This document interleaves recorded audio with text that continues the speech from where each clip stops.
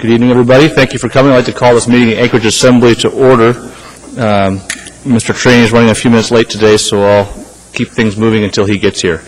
With that, Madam Clerk, would you please call the roll?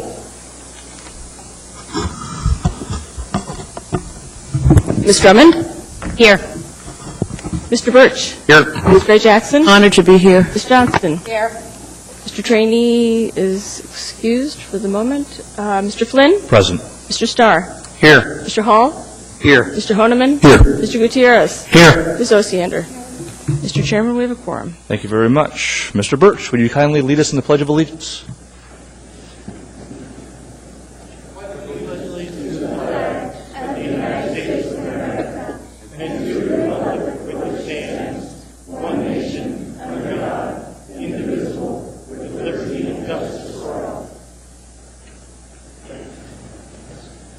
We have two sets of minutes before us this evening. The first is from the meeting of January 11, 2011. Second. Is there any objection or changes to those minutes? Seeing and hearing none, those minutes are approved. Mr. Trainee is here, so I guess we don't have time to adjourn. Move adjourn. Let me sign out. We'll get him signed in and continue. In the meantime, I suppose we could probably handle the minutes of January 18, 2011. Thank you, sir. Sorry I was late. Well, the car mine was flying. The APD's looking for me. I have no idea. Let's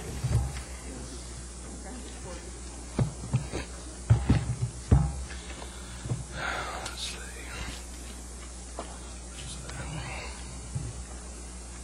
What the heck? So slight. I understand.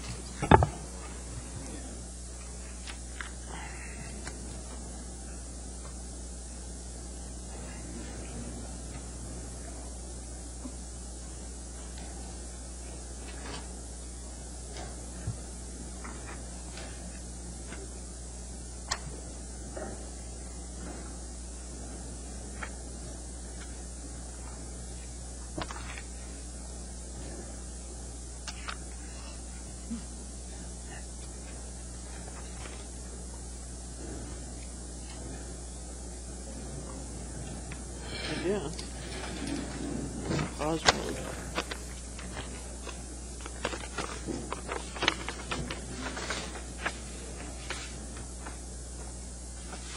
I'm an impatient person by nature. While Mr. Trainee gets himself organized, I'd appreciate a motion on the minutes of... Move to accept. Thank you very much. Second. Are there any corrections to the minutes of January 18? Any objection to the minutes of January 18? Seeing and hearing none, those are adopted. That brings us down to the Mayor's report. Mr. Mayor? Thank you, Mr. Chairman.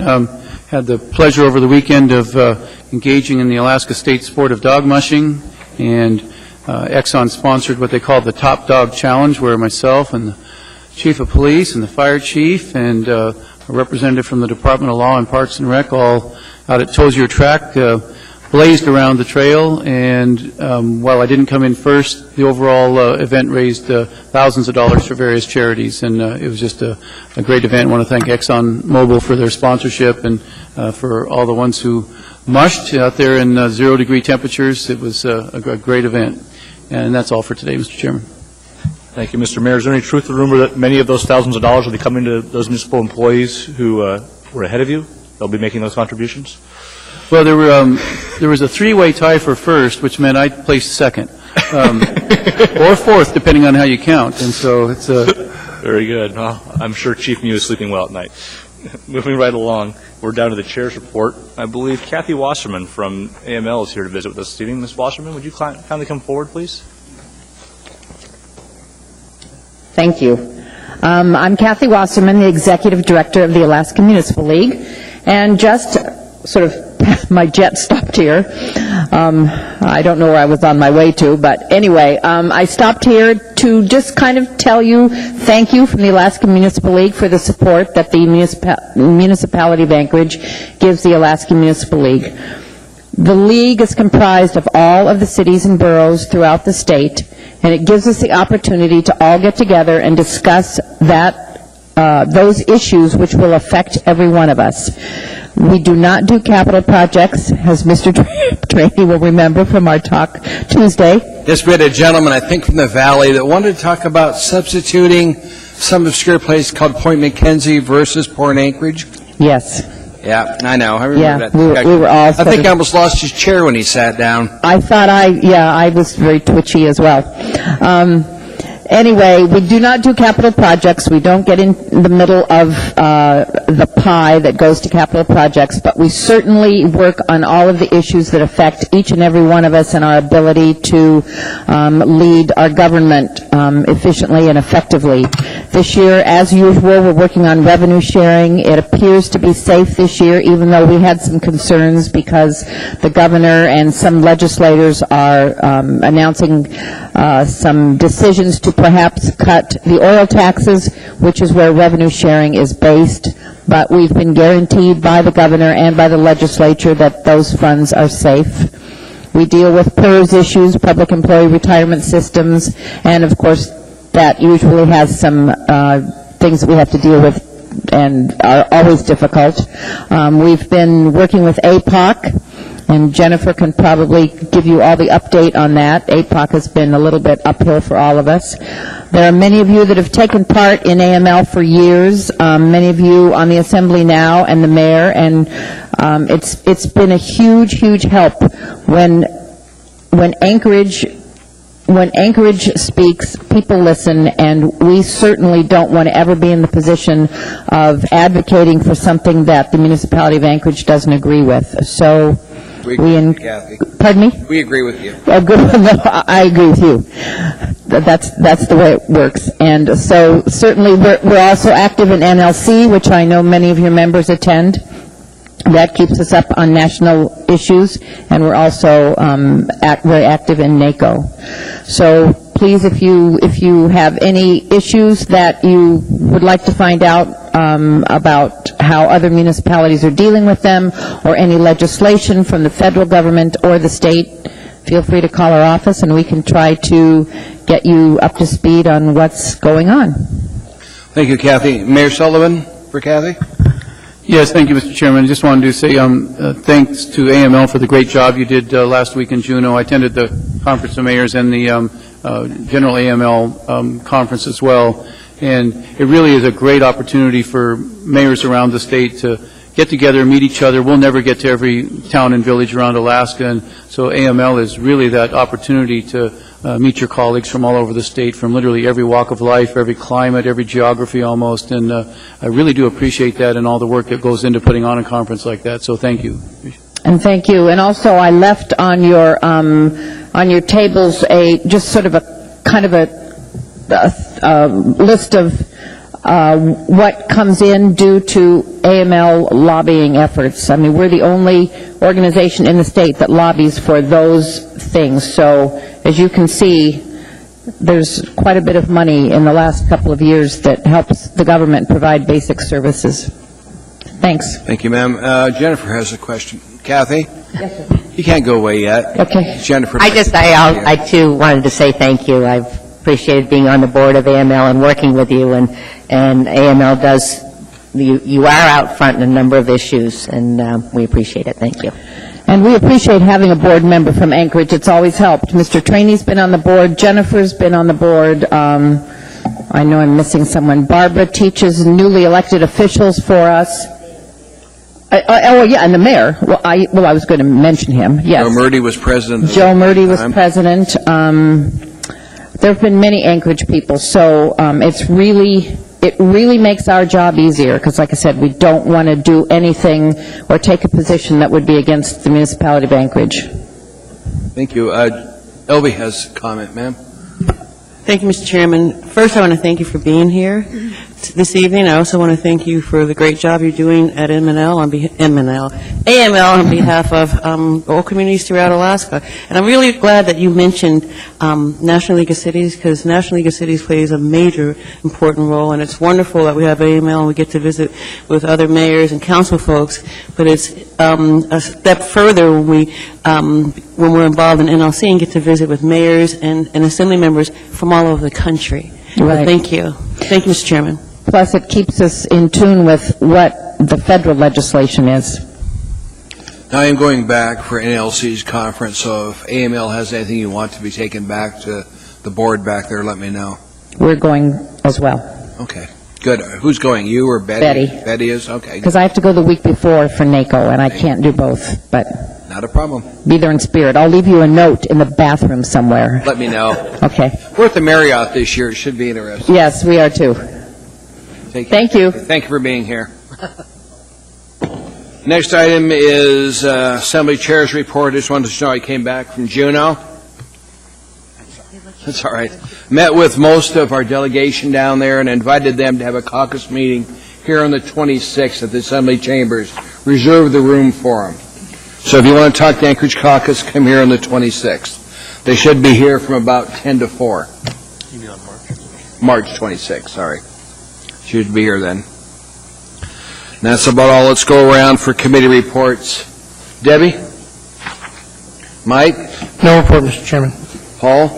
Tremendous Public Safety Committee meeting, Mr. Chairman, here the last 2 weeks. We had rum runners come in talking about their liquor license renewal conditional protest. Had several members of the Assembly actually joined us, and it was a good dialogue. Had former Assembly member Mr. Coffey representing the rum runners, and actually brought in some really good information about the steps they've taken. So really looking forward to the March meeting, which will be Wednesday, March 8th at noon, and we'll be revisiting with the Transportation Commission as well as the Public Safety Advisory Commission with the Public Safety Committee to come up with strategies to deal with the lack of, or at least concerns of, lack of taxi cabs available on weekends and holidays. Good. Thank you, Paul. Thank you. Ernie? No report. Mr. Starcer? No report. Pat, thank you for being here earlier when I wasn't. I appreciate it. My pleasure, Mr. Chairman. Just a quick update on the Port Committee. The administration and Marriott and port officials have sort of restructured how the port project is being overseen. We're going to let that new group get a little bit of time behind them and their feet underneath them, and then once they feel they're ready, we'll have them come present to the Port Committee and update us on how that's going. I'll let everyone know what that date is. Okay. Thank you, sir. Jennifer? No report. I think the AML conference was well reported on. Thank you. Elby? Thank you, Mr. Chairman. Before I give my report, I just want to mention the fact that I did make it to Juneau, and I took my spokesperson for the Alexander Avenue project along with me like I did last year, and we had some really great meetings.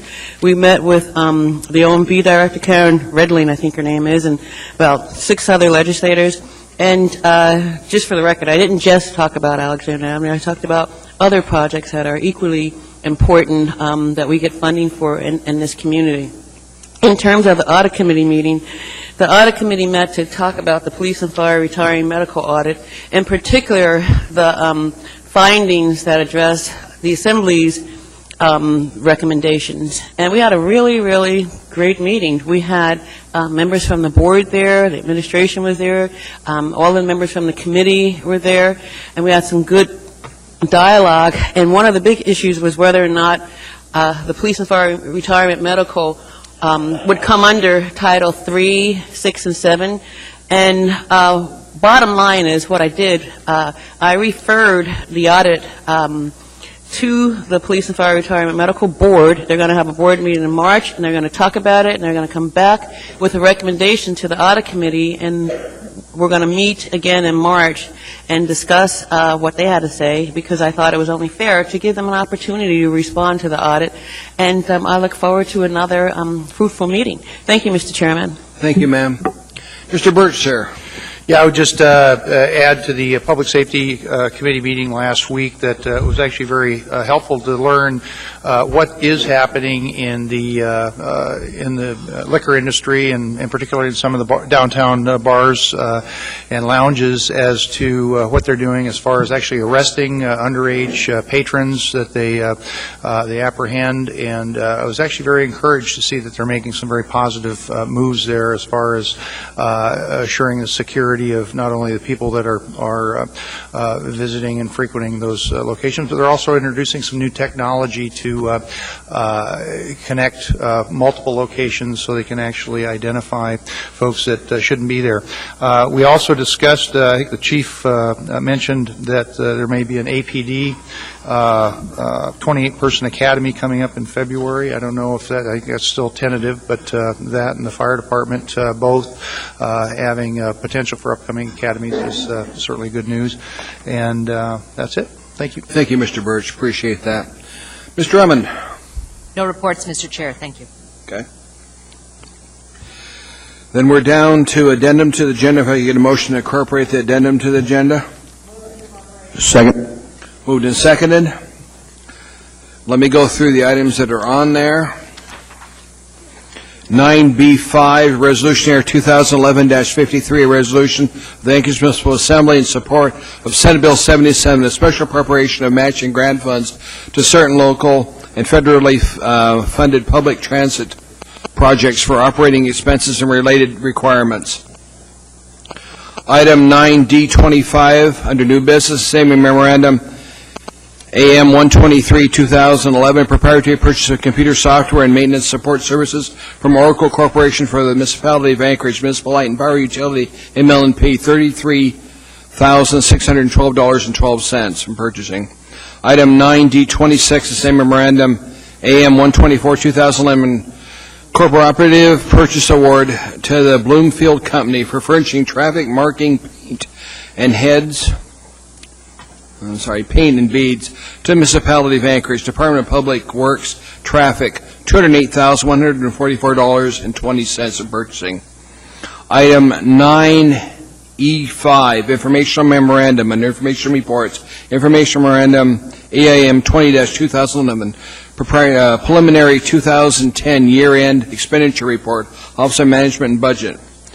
Item 9F2, under Ordinances and Resolutions for Introduction, Ordinance 2011-25, the same memorandum, AM 122, 2011, an ordinance authorizing, ordinance amending Anchorage Municipal Code Section 3.20.010 and 3.20.070 to implement and condition upon the repeal of Anchorage Municipal Code Titles 31 and 32 pursuant to AO 2011-24, Department of Law.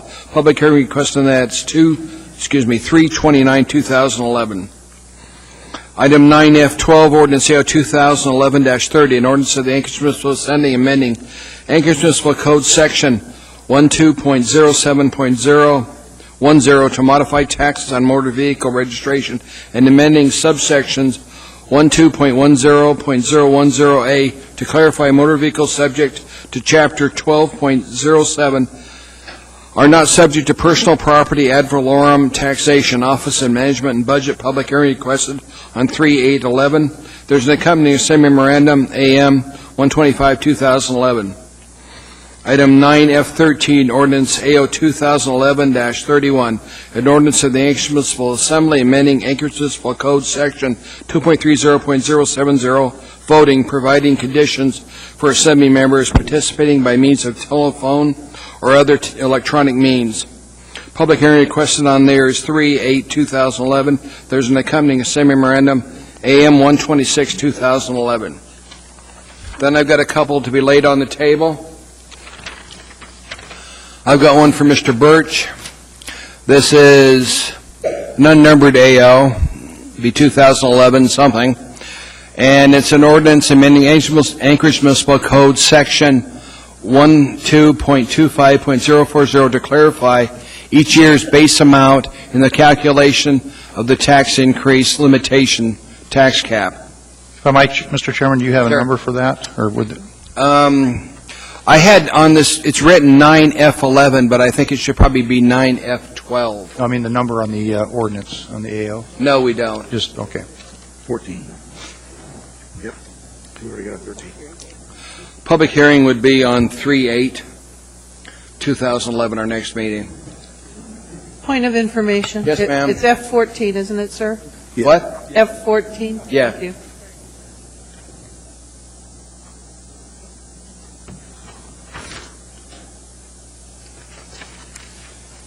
And then we've got another one that we passed out a few minutes ago. It's an AIM 22-2011. This is coming from me. It's a committee assignment on computation of tax cap. Basically sets up a committee for the tax cap computation. I want them to come back to us on 3/8/2011 and talk to us because, well, the reasons are listed in there and we'll talk about it. Anyway, I want to have that one brought up tonight. If we could put it on the consent agenda. Mr. Chairman, Sir? can I ask you a quick question on that? Yeah. We had a public hearing set for tonight on that ordinance. Is it your intention to forego the public hearing and No, I think we can defer it open to the committee? hearing and just continue it. You're talking about the one you guys introduced? Yes. There's enough people here that have thought about coming out here to testify. I'd really like to just open and then continue it, but let's let them testify. I appreciate that. Thank you. Because I don't want people turned away No. here. He's got a number for this one.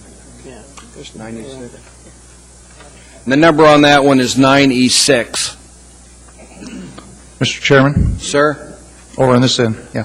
Sorry. I just wanted to, since we are going to be discussing that this evening, or you're going to be taking the public hearing comments, I just wanted to point out that this 9F14 on the agenda this evening was based on the feedback that we received from the legal opinion on the associated ordinance on tax cap. And so this, the proposal here would basically implement what was not put in front of the voters with the charter amendment. So that should, hopefully that'll, and I understand we've got a committee process to go through there, so. And I'd appreciate you serving on that committee if you would, Mr. Birch. Is there anything else that needs laid on the table tonight? Is there any objection to the addendum to the agenda? I'm not seeing any. We've amended the document in front of us. Let's go on the consent agenda. If I get a motion on the consent agenda. Move to approve. Second. Moved and seconded. I'll go down. Let's pull what people want to discuss further. Debbie? Do you mind if I start with you, ma'am? No, I can handle that just fine, Mr. Chairman. On the main agenda, 9A1, 9A3, and 9E4.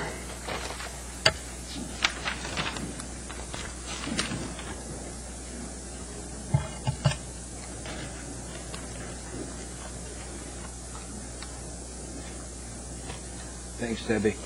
Mike? Just one item, Mr. Chairman, 9 Alpha 2. And that is all. Thank you. Paul? Nothing, Mr. Chairman. Ernie?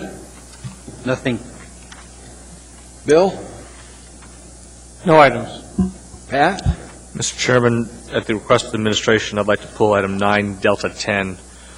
When we get to it, I'll be asking that we postpone that one indefinitely, as it turns out there's a domicile question that needs to be resolved. Thank you, Mr. Flynn. Jennifer, ma'am? No, thank you. Elvie? No, thank you, Mr. Chairman. Mr. Birch, sir?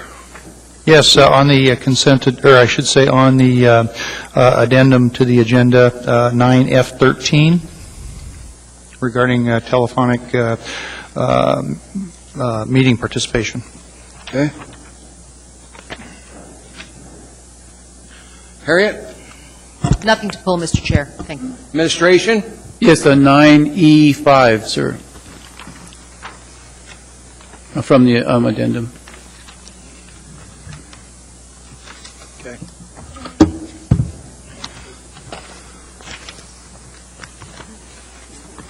What? This one didn't? Okay. I've got another one that you should have. It's AR 2011-54, a resolution in support of the Senate Bill 23, House Bill 67, an extension of the Alaska Film Production Incentive Program. You guys should have a copy of that before we move on. Let's make sure we all have a copy of it.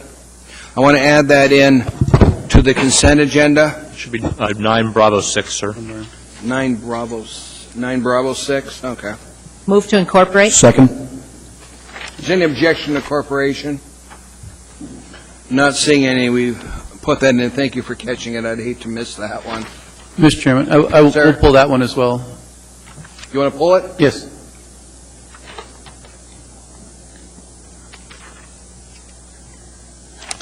Thank you, Mr. Mayor. We'll get to that.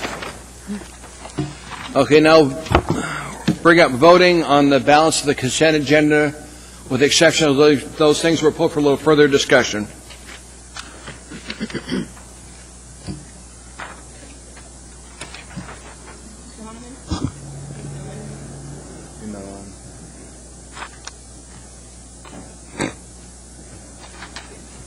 Her voice carries regardless of whether the microphone's out or not. Those were passed unanimously. Administration, we had a lot of people put on boards and commissions. Are they here, sir? Yes, there are a number of appointees here. I'd like to have them come forward and tell us what board or commission they're on and their name, please.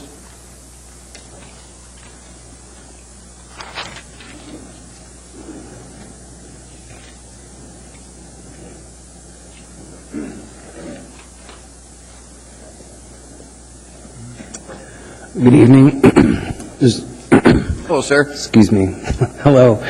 Mr. Chairman, members of the Assembly, my name is Jordan Marshall, and I have been appointed to the Arts Advisory Commission. Good. Welcome, sir. Thank you very much. Mr. Chairman, members of the Assembly, my name is Harlow Robinson, and I've been appointed to the Parks and Recreation Commission. You're going to have a lot of fun.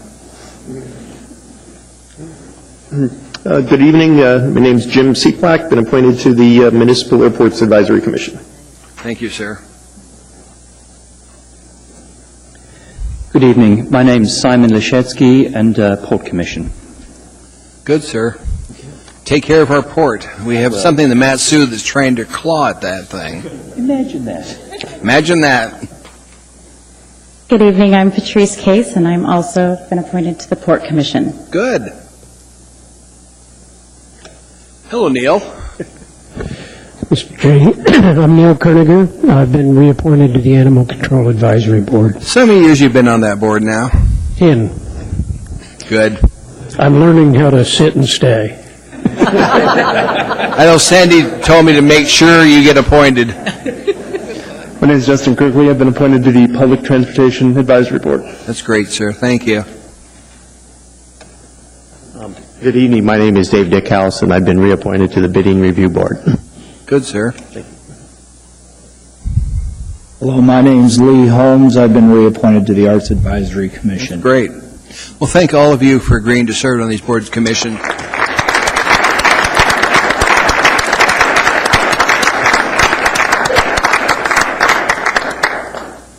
Do you have anything else to tell us? Thank you.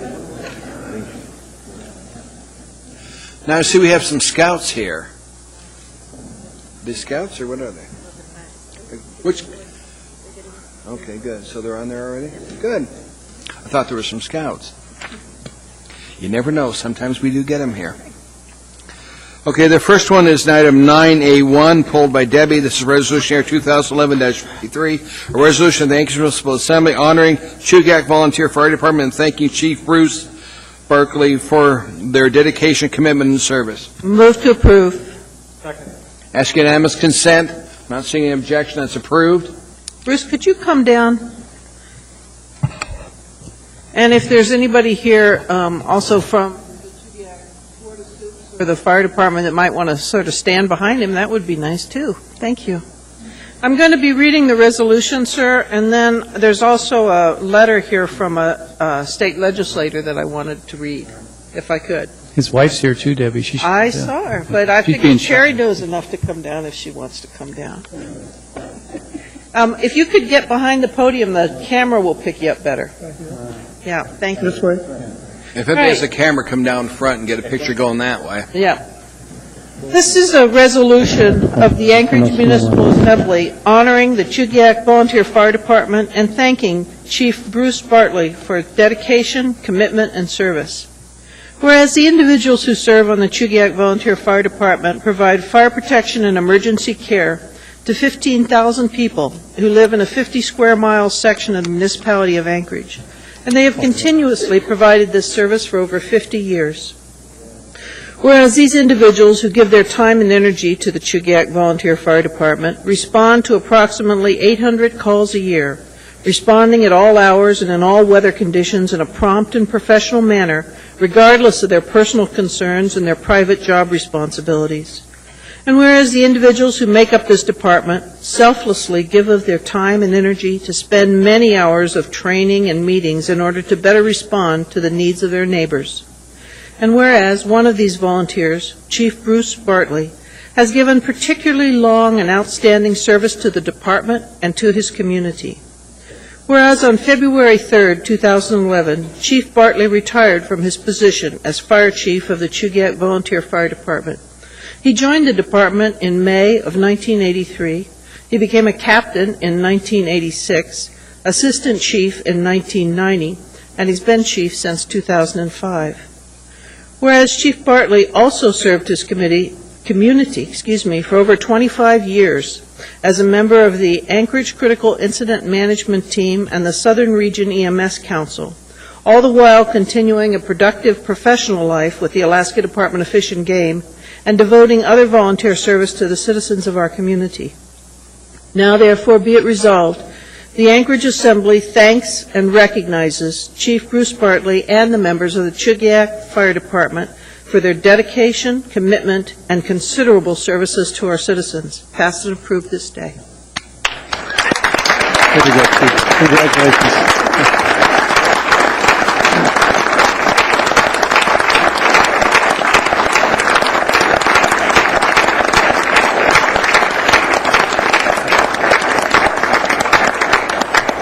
Wait a minute, Chief, one more thing. I can say a little bit more. Representative Bill Stoltz sent his personal regards to you. He called me and he emailed me and he said he really wished that he were here. But he did send a letter, and I committed to him that I would present this letter in public to you at this time.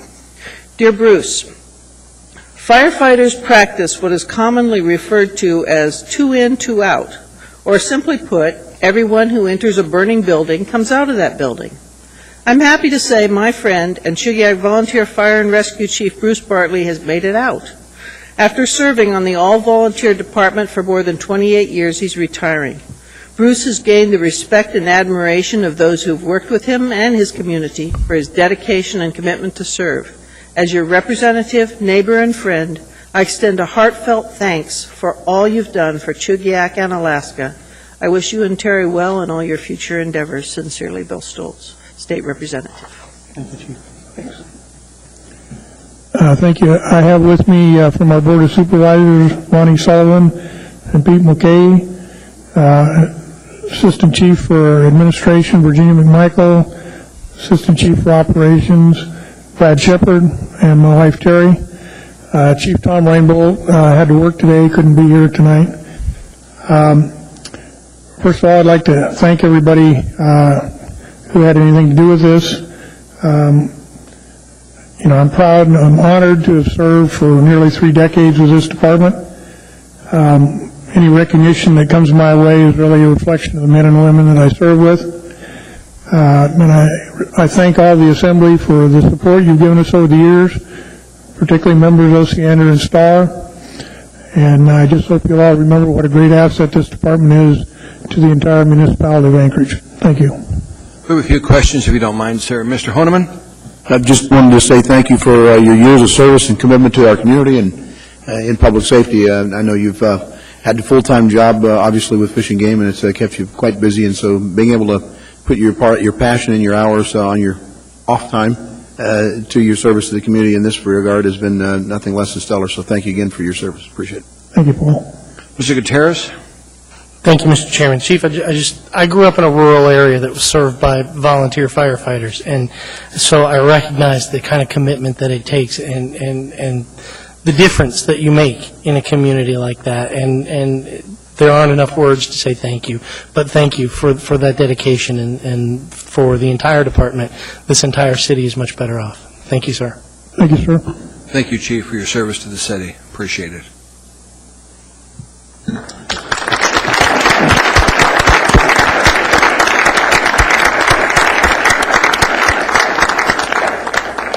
Next item in front of us is item 9A2, Resolution Air 2011-44, a resolution of the Anchorage Municipal Assembly recognizing contributions contributors and donors to the sign campaign on People Mover buses. Panhandling is illegal. Donate to a local charity instead. Mike, you pulled that. Move to approve, Mr. Chairman. Ask unanimous. See no objection. That's approved by the Assembly. Mr. Chairman, I'll be reading, and I believe there's some folks here to receive the resolution if they want to come forward. Come on up. If there's anybody here to take pictures, come on down front, because it takes better going that way. Whereas earlier this school year at Rogers Park Elementary, Mr. Hike's fifth grade class studied panhandling and sought solutions to this community issue. They listened to presentations by Beans Cafe Executive Director James Crockett and an Anchorage Police Department officer, wrote a letter to the editor of the Anchorage Daily News, and volunteered at Beans Cafe.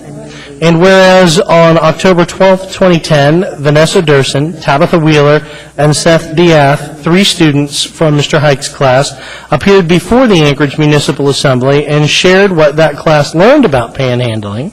And whereas Vanessa Durson reported that charities can really help homeless residents more so than money given directly to panhandlers, and whereas Tabitha Wheeler noted that since 2004, it is illegal to stand on the side of the road asking for money and for drivers to hand money through an open car window, Tabitha added that over the years residents have forgotten about this law. And whereas Seth Diath explained that their mission is to help panhandlers in a productive way, Seth suggested that police trainees monitor day-to-day panhandling, that People Mover buses, overpasses, businesses, and neighborhoods display signs, and that letters to local newspapers discuss this community issue. And whereas Vanessa Durson ended their appearance with a plea for residents to volunteer at charities and donate to charities instead of giving money directly to panhandlers, she called upon the Anchorage Municipal Assembly to spread that message throughout the community and to allow People Mover buses to advertise that message. And whereas, due to the eloquent appeals by these observant young residents and the interest of Mr. Hike's fifth grade class in this community issue, 8 People Mover buses now proudly display bold signage stating, "Panhandling is illegal. Donate to a local charity instead."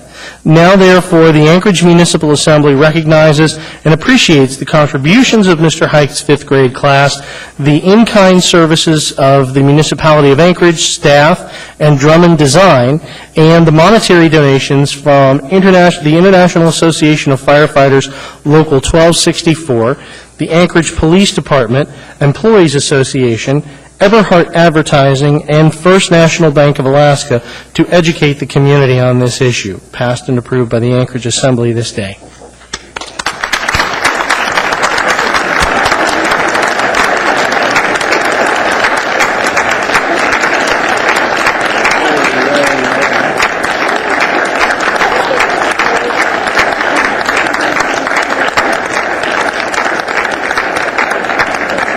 Really quickly, Mr. Chairman, and Mr. Mayor, who's accepting for the Municipality of Anchorage?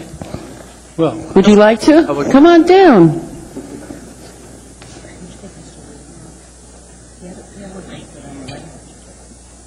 And thank you, Mr. Drummond. I'd just like to thank Mr. Wheeler for his participation in this also. Thank you. Congratulations.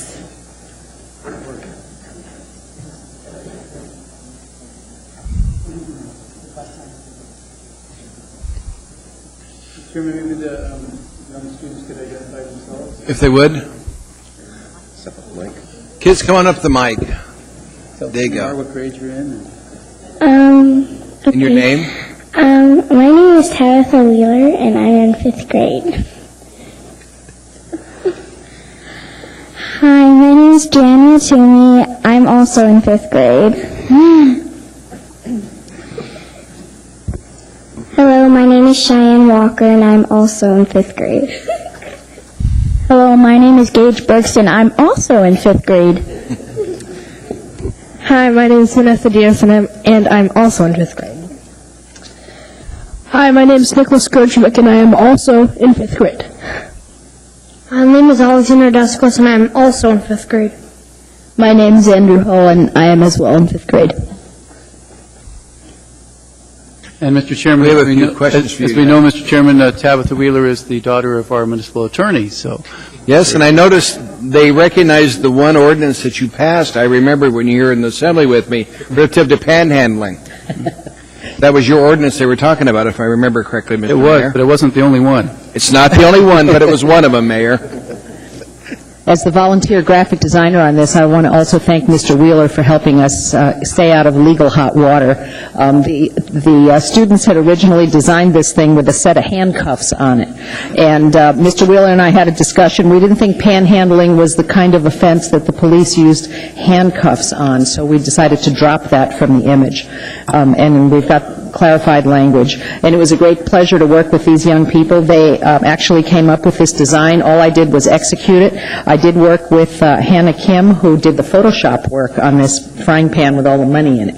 And that was an interesting experience. I've never art directed a fifth grader in doing stuff like this. So it was a real pleasure, and all the adults involved. And I hope all of you have seen these bus signs driving around town. I think there are 8 of them for an 8 or 9 week run. And I think these young people deserve to have one of those bus signs in their classroom when their run is finished. Kids, Mr. Gutierrez has a comment to make. Mike? Thank you. No, Mr. Chairman, I wanted to thank all of you again, and you have started yourselves on a path of serving your community and serving the public, and it's something that can be exceptionally rewarding, as I think every one of the other people up here and over there will tell you. And I hope that this isn't the beginning and the end. I hope it's just the beginning, and that you're all on a lifelong path of serving your community, wherever that might be, whether it's here, whether it's somewhere else. But you've done a fantastic job, and I think you've learned some very valuable lessons and some great lessons, and this community's better off for what you did. And we appreciate it tremendously. Thank you. Paul? Thank you, Mr. Chairman. And I echo Mr. Gutierrez's sentiments. I just want to say, hey, again, you're starting out at a young age, getting involved in your community. There are a lot of people much older than you that complain about things but don't really take the action step forward to do something about it. So I really appreciate. And yes, I have seen the signs, and they're very beautiful. So thank you for your efforts. Appreciate it. Thank you, guys, for being here. We appreciate it. Thanks for your help to our community. Do you have any comments? You're the teacher. Sure, I'm Dave Hike. I'm a 5th grade teacher. I just want to thank the Assembly for supporting this, and to a lot of agencies that helped donate it and make this come true. And the students that took this project and learned a little bit of civic education. And it was like supposed to be a week-long project that has turned into a year project now, and we're not done yet, so thank you very much. Good. Ms. Gray Jackson has a comment, ma'am. Thank you, Mr. Chairman. First off, I want to thank everybody standing here right now for your volunteerism and participation, and First National Bank, who could not make it. But I also want to just make a point, because I made the phone call, to thank IAFF PAC and APDA PAC, because when I told them the situation and asked for some money, they stepped up to the table and donated $1,500 each, and that helped us get to where we are today. Thank you, everyone. Thank you, Mr. Chairman. Thank you, ma'am. And thank you, guys, for being here and part of the town. We appreciate it. Thank you. Thank you, kids.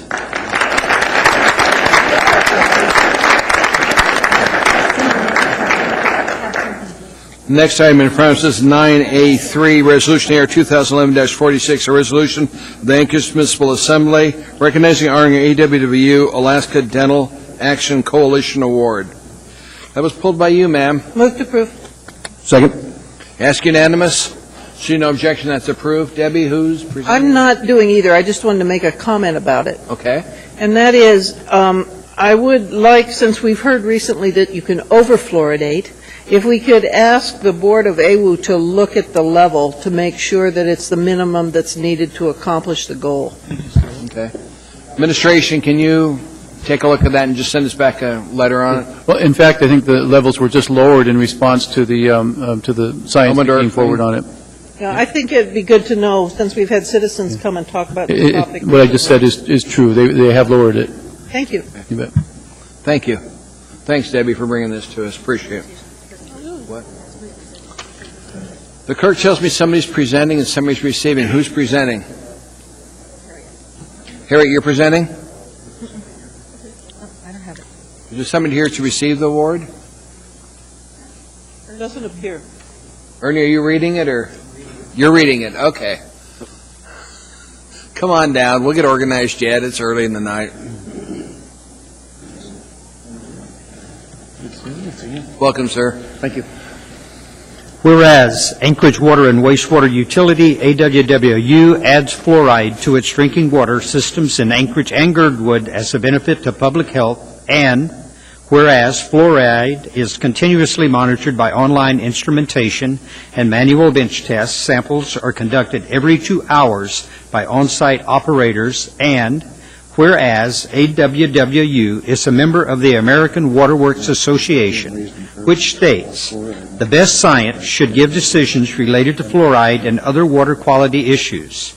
We recommend the U.S. Department of Health and Human Services, the U.S. Environmental Protection Agency, and other public health entities involved in the extensive and ongoing scientific analysis of community water fluoridation, and whereas the goal of community water fluoridation is to achieve a desired oral health benefit and minimize potential health risk, and whereas the U.S. Centers for Disease Control and Prevention has acknowledged community water fluoridation as one of the top 10 public health accomplishments of the 20th century, and whereas fluoride is recognized by the U.S. Preventative Health Services Task Force as an evidence-based practice in reducing tooth decay, and whereas the U.S. Centers for Disease Control and Prevention congratulates AWWU's water treatment operators on having met annual optimal fluoridation standards. Now, therefore, the Anchorage Assembly resolves AWWU's Alaska Fluoridation Treatment Merit Award is presented by the Alaska Dental Society, a member of the Alaska Dental Action Coalition and the Alaska Division of Public Health, to Anchorage Water and Wastewater Utility for its role in maintaining a quality water fluoridation program and reducing dental decay in the population served by Anchorage Water and Wastewater Utility. Passed and approved by the Anchorage Municipal Assembly this 15th day of February, 2011. Thank you. Mr. Chair, my name is Craig Willard. I'm the Treatment Division Director for the Anchorage Water and Wastewater Utility, and I want to say thank you for the award, and we appreciate the recognition of the public health implications that our service at AWW provides. So thank you very much. Thank you, sir. We have a couple of questions for you. Ms. Drummond? Thank you, Mr. Chair. Thank you, Mr. Willard, for coming. I'm actually interested in some more technical information on fluoride, if I could receive them at some future point. Absolutely. How much do we put in our water? How much did we put? How much are we doing now? What caused the reduction to take place? And what it costs? Sure. Also the source of the fluoride. I can answer some of those now if you'd like, or if you'd like it in a written. I'd rather have it, the Assembly as a whole would probably appreciate receiving that. Written document? Yes. Sure, absolutely. Thank you very much. Thank you. There are no other questions, sir. Thank you for your service. Thank we you. appreciate it. Next item in front of us is item 9B6, AR 2011-54. We passed it out earlier to you. It was pulled by the mayor. Mr. Mayor, sir? Do you want me to get a motion to approve Yes, please, sir. I can move it, but I'll move to. Oh, you're going to move it? Go ahead. No, I'll let the Assembly move it. I'll move to approve. Second. Moved and seconded. Mr. Mayor? Thank you, Mr. Chairman. I just wanted to comment briefly on this. A couple of things. The discussion going on in Juneau right now about this particular piece of legislation is that there may not be enough data, because the first season of movie activity has just completed to really contemplate, such a long extension of the program. But that being said, I just wanted to chime in, at least locally, that we certainly felt the economic benefit. And one of the things that we got high praise from the industry was the role that the city played in making sure that their logistics were handled essentially seamlessly. And City Manager George Michaelis gets a lot of credit for that, him and his departments, whether it was traffic control, police, permitting, any of those functions. We just really got great feedback from the producers on compared to other cities they've worked in, that they found this to be very cooperative and very efficient. We're actually, Mr. Michaelis and I are meeting a week from Friday with another group of producers who are also interested in Alaska production, so we look forward to that meeting, and we'll report on if there's any upcoming things that we'd all like to know. But in the meantime, again, just a minor cautionary note that, again, people are worried that a little too soon to be messing with it, but at the same time, on our end, it's been a big success. So, thank you. Thank you, Mr. Mayor. I know when I was down to Juneau, I talked to Johnny and said, how can we help you? He said, if the Assembly weighs into this, it will definitely help get this pushed through the legislature. And I think the movie that we had up here shooting was successful, with the exception of some fog. There were some people in Mr. Flynn's area that don't want to see the fog again. Debbie? I support this, but I just want to issue a plea to all the people who are introducing resolutions that support specific bills and legislation. I think it's dangerous to do. These bills morph as they go through, and in general, I would be much more responsive and happy if it was talking about the concepts rather than the particular bill. It's a big deal for me. I'm going to vote for all of them tonight, but I had to say something at some point. I think there's 3 of them in here. Well, thank you, Debbie. I'll note that. Thank you.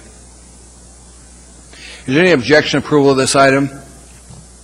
Not seeing any objections. The item is approved. We'll send it down to June now.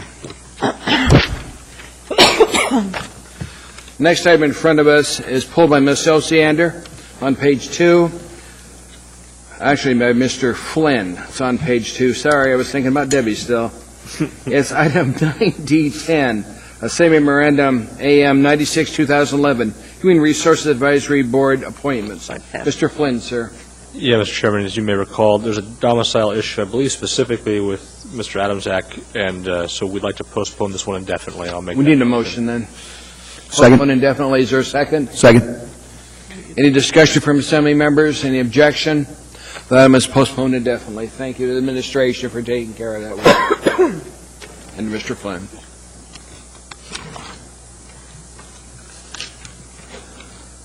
For 9 Echo 5 next, sir. Yep.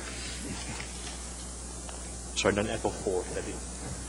We should be 9 Echo 4, right? Echo 4, Debbie.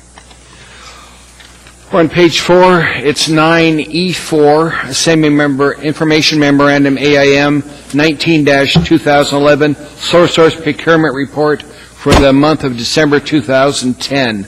Debbie, you pulled that. Second. I wanted to bring to the Assembly's attention something that surprised me on this. It's a sole source, but it was for restoration of public art. And I discovered in the course of this that apparently our contract with the artists gives them the ability to determine who and how much is spent on restoration of the art. So when I saw that, my understanding right now is the money, the $30,000 came out of Parks and Rec, but when I talked to the head of Parks and Rec, he didn't know anything about it. So I'd like to understand a little bit better who can say no and at what point. So I just brought that up as kind of a red flag. That was an interesting thing that I discovered yesterday. Thank you. Administration, any comment to Ms. Ossiander on that? A couple. It falls outside of, as you know, Title VII, so it's not a procurement activity. We do have a council that does look at the art and do make recommendations as to restoration. In this particular case, the artist itself was not able to do the restoration, so a sole source contract was done. The sole source contract was $30,000. The value of the art is between $50,000 and $60,000, and it's a part of the Fairview Rec Center. That's about all I can tell you at this point. And it did come out of the Parks and Rec fund.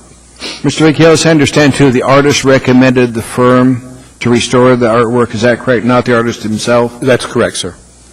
Debbie, anything else? No, I just think that there needs to be at least some communication with the department head when money comes out of their budget, that's all. Good. Thanks. Harriet? Mr. Chair, thank you.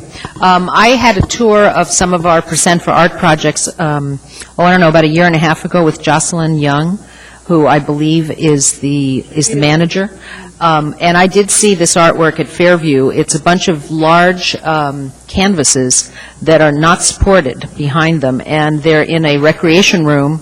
They have suffered balls being thrown against them and other kinds of tools or toys and whatnot hitting them, food splattered on them.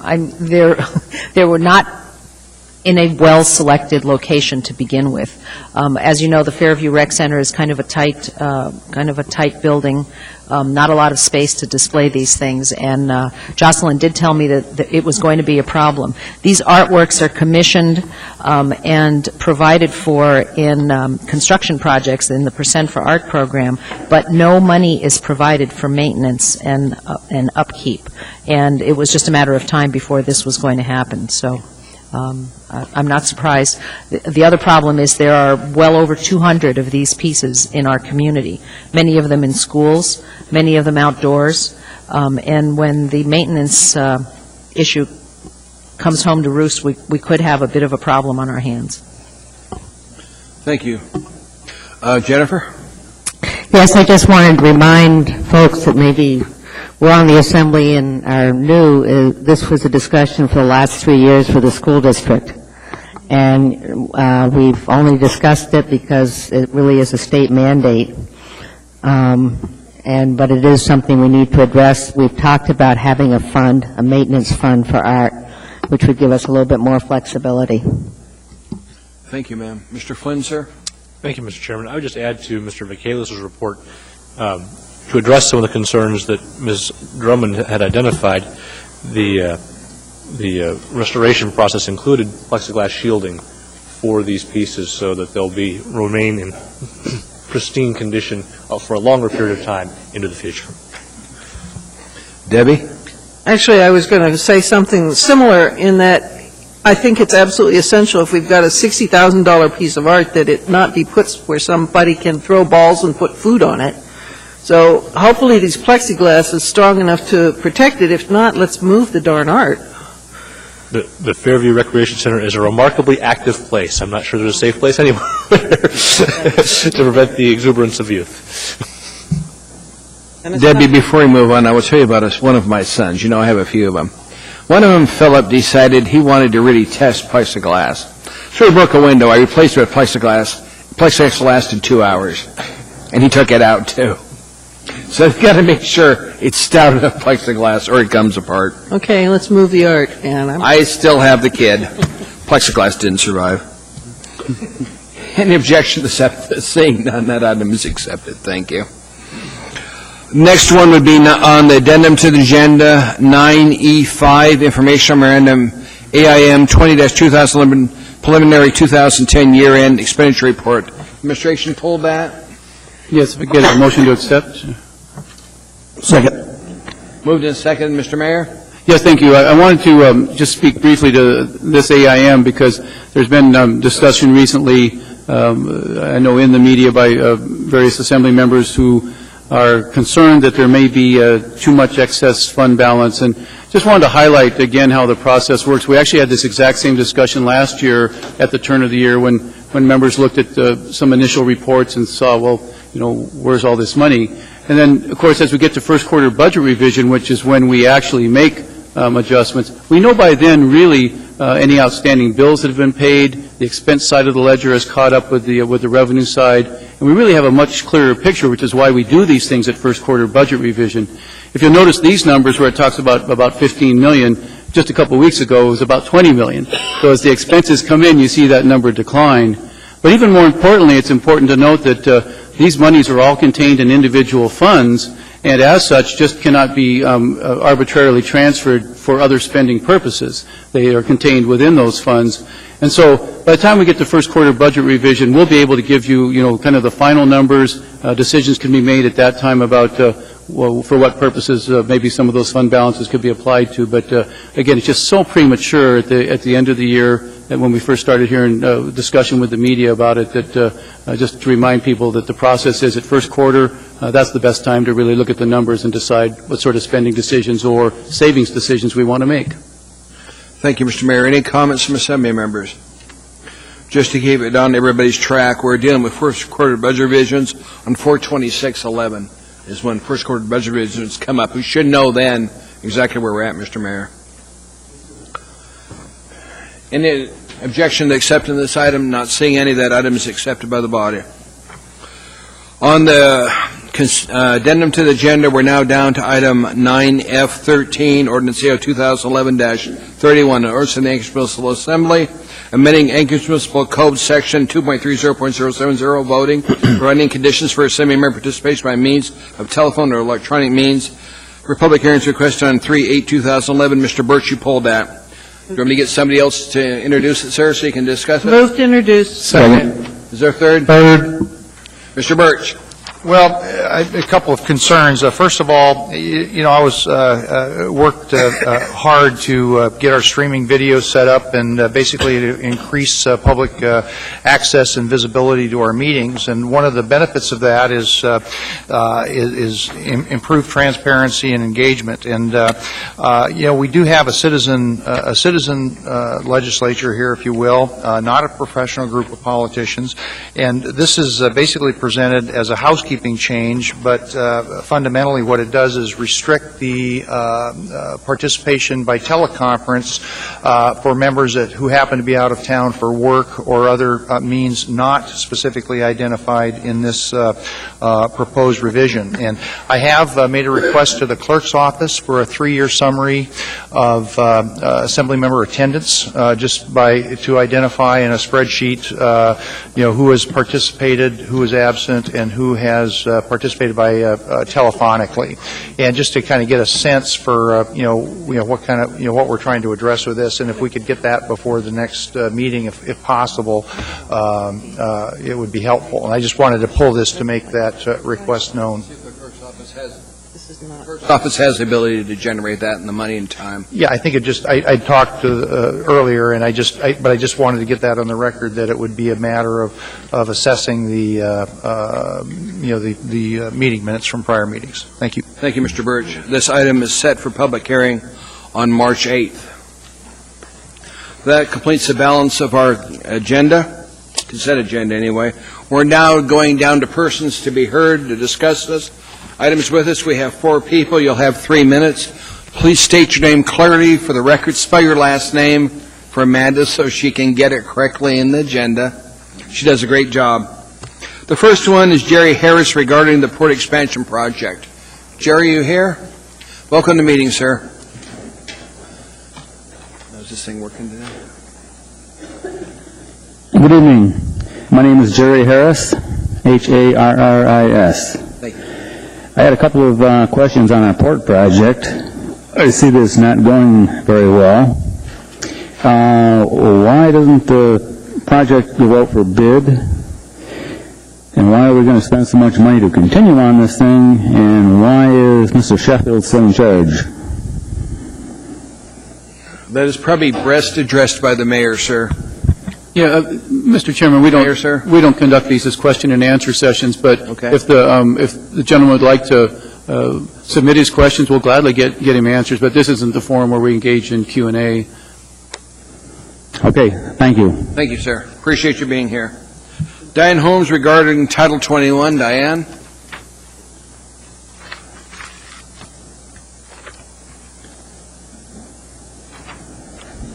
We know you, Diane. Mr. Chairman, thank you. 12 years ago, I was a member of a committee that was a precursor to our 2020 comp plan. I stayed with that extensive public process that gave us 2020. Now, it's been 9 years since the next step in that process, that of implementing 2020 via Title 21. Sometimes people forget that the only point of Title 21 is to finalize 2020's policies. The cost of these years, including the early consultants' reports whose recommendations have been ignored, should be an embarrassment, as well as all the better design development that we've lost in the meantime. This body has already adopted Title 21 chapters unanimously, except for 2 of you who voted against one chapter that won't even apply to your area. One chapter's left, that's definitions. Last week at my community council meeting, we asked our assembly members to adopt Title 21. And what we're told two things. One, that Girdwood's Title IX had problems to be worked out, and two, that there were conflicts between provisionally adopted chapters.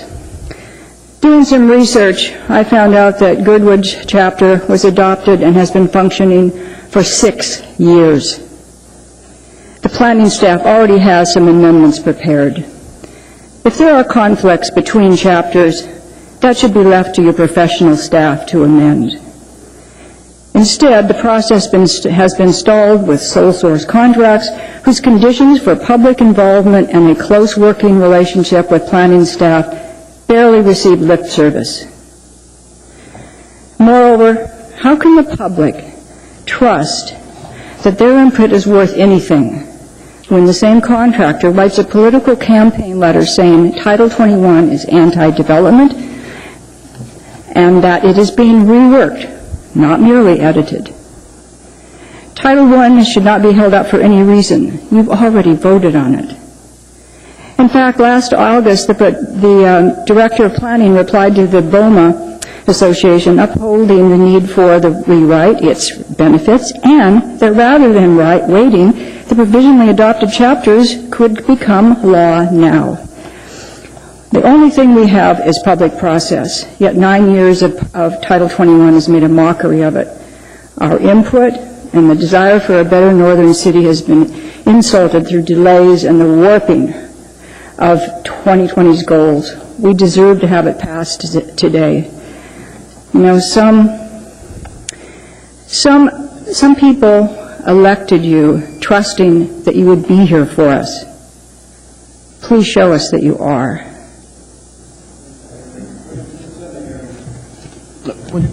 Yeah, one quick question. Diane, you were involved pretty extensive with the Hillside area plan, correct? The Hillside plan? The Hillside District Plan was another one of my involvements, yes. How long did that take you from start to finish to get through the process, if you remember? Well, you realize that I was not on the actual committee, but the next speaker was, and he can probably tell you how many years that took.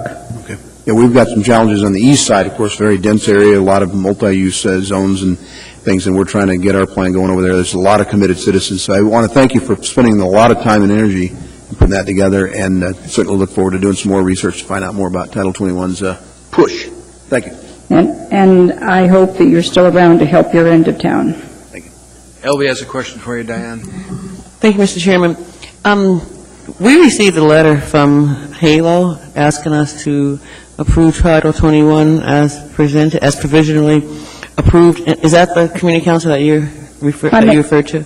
I've seen that letter. Okay. Thank you, Mr. Chairman. There are no other questions. Thank you, Diane. Next person is John Wilton regarding to request support of provisionally approved Title 21 rewrite. Welcome, John. Thank you. I am John Weddleton. That's Weddleton.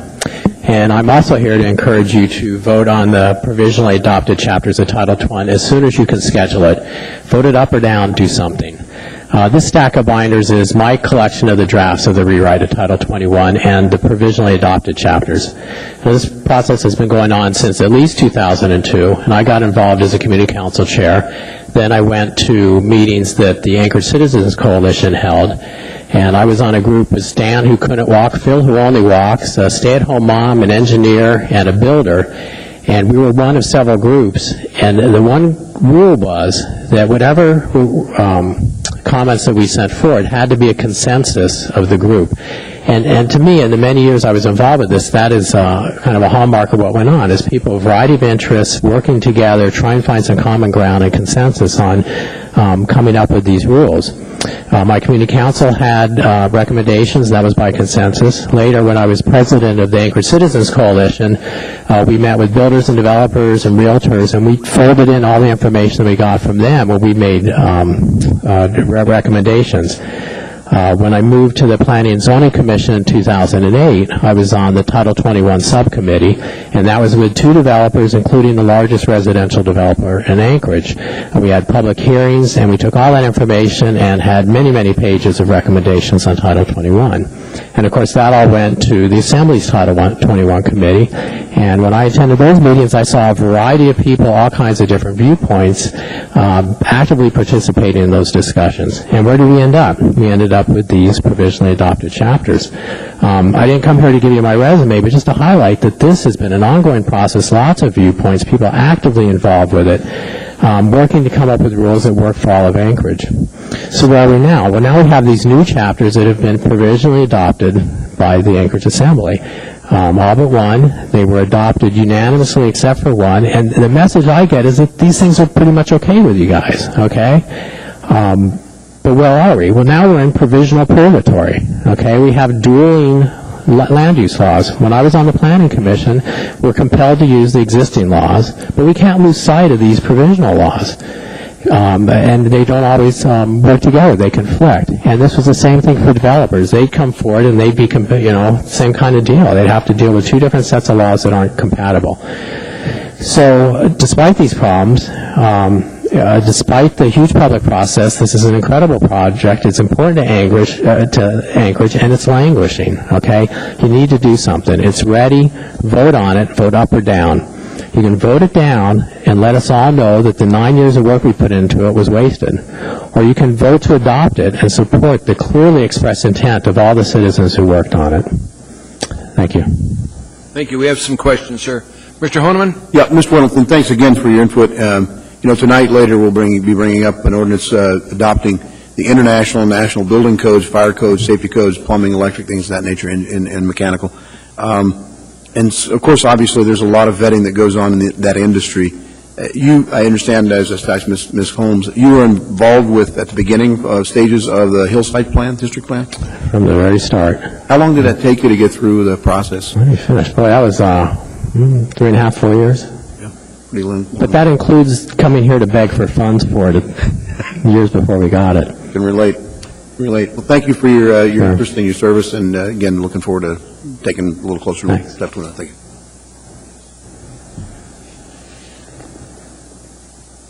Harriet has a question for you, yes, sir. Mr. Chair. Mr. Weddleton, come back. Weddleton, Harriet has a question for you. I was talking, sorry. Your pile of Title 21 documents is much more organized than mine, but then I've only been at it for 2.5 years, haven't had quite enough time. What, in your opinion, needs to be done at this point? Well, something has to be done. I'd say vote for it. Let's support these rules and make them the prevailing land use laws for Anchorage. I agree. I spent a lot of time in the last 2.5 years working through those with a number of people. You've been there. Sure. All the various representatives of the development community and neighborhoods have been there, and nothing has come of it so far, and I'd be really interested in bringing it forward. I don't know if I have the ability to do that, however. Well, I hope you do. Ms. Ossiander's a question, sir. Ms. Ossiander, ma'am? No, I don't have a question. I just wanted to make a statement to the body. So thank you, Mr. Middleton. Thank you, Mr. Middleton. Thank you. Debbie? As I think most of you know, Title 21, or the potential for the rewrite of Title 21, is one of the principal reasons I ran for this office. I have spent really the bulk of my time on this body, on that committee, and on that endeavor. I truly believe that it continues to be my top priority legislation to get through. I have to tell you that I truly believe we cannot take the provisionally adopted chapters and enact them now. Not only are there contradictions, there are holes. There are sections that we reserved because we had to rework and we had to come back. I have been told, I have contacted Mr. Coffey, who has the contract to do this rewrite, and he tells me that he will have his final work product that can be reviewed by the committee sometime in April. That's his check. But it is essential that that final integration happen. It's not code now. It has holes and it won't work. The other thing I want to emphasize is what we're doing is more complex and more difficult than a plan. It's way more difficult than the Hillside Plan and more technical and more specific because we're writing law, which is not quite the plan. It's a lot more. So just to reassure everybody, I think I know it continues to be my top priority. We have an active committee that's in abeyance now. Our administration has asked for some time to go out in the community and look at listen to people and try to analyze what they think are their top issues. And boy, the administration of the city is an absolute partner. They're going to enforce this thing, and it seems reasonable to me to give them some time. But I do want to assure you that I want this done probably more than anybody. So, thank you. Debbie, when I came back on the Assembly and Chairman again, I appointed you to our representative of that committee because I trust you completely. I've seen you work, so your dedication is just remarkable to Title 21. Thank you. It'll be done when you're ready to have it done, ma'am. Thank you. You do a good job. Next individual is Paul D. Kendall regarding hydrogen highway request. Welcome, sir. Thank you very much for the welcome, Paul D. Kendall. Did you get a chance to print out your emails I sent you? If you didn't, you probably didn't. Thank you, sir.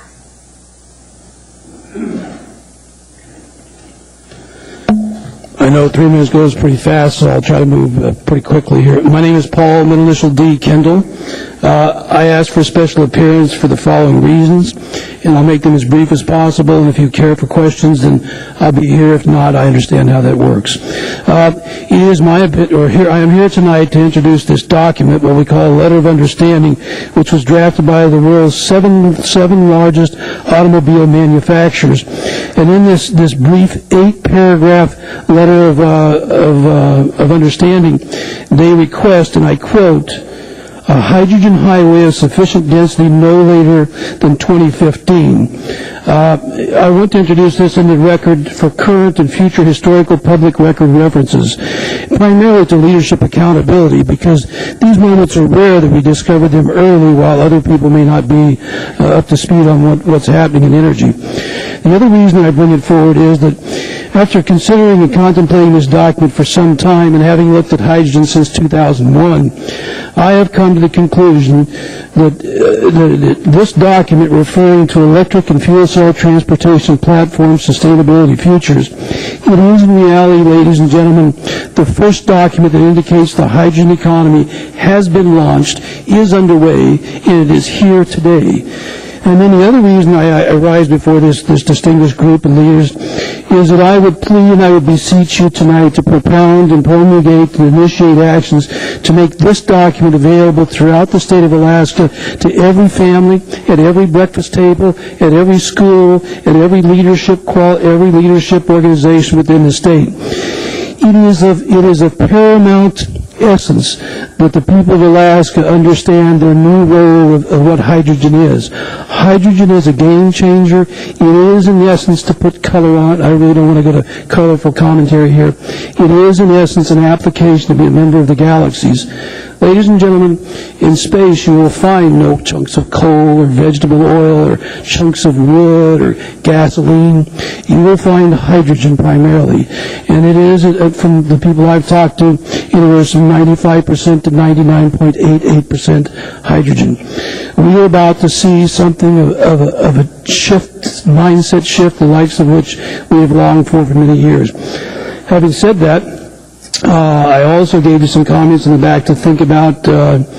This offers unparalleled opportunities for the children and all leadership sections of Alaska. 50 cities in America are now gearing up to be able to launch this new energy with plug-in electrics and the new fuel cell.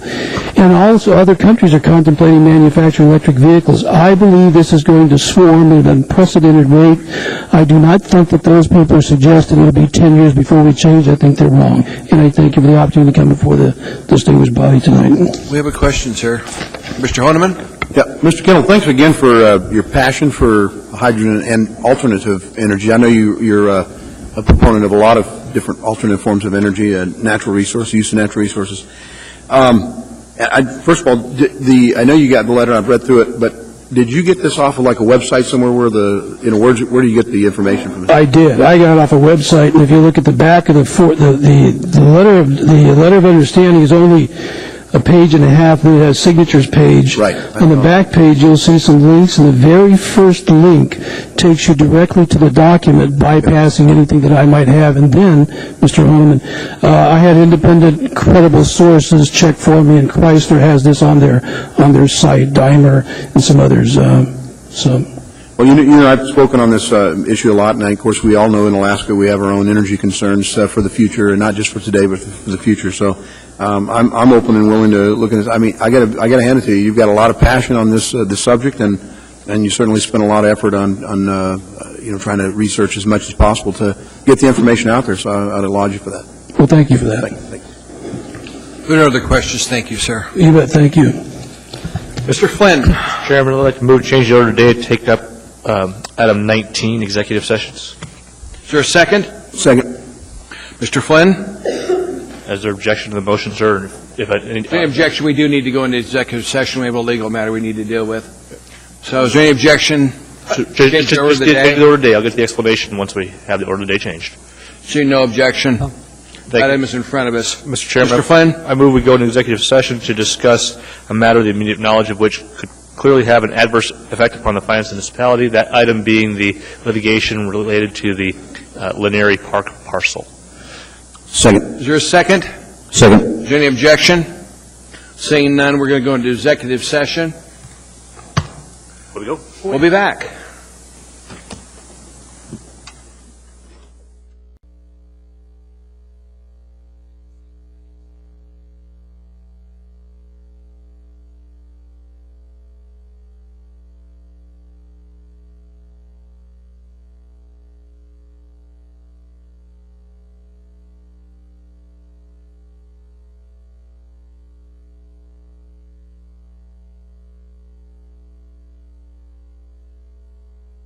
Change the order of the day to deal with one quick item. Which item, ma'am? 14K. Second.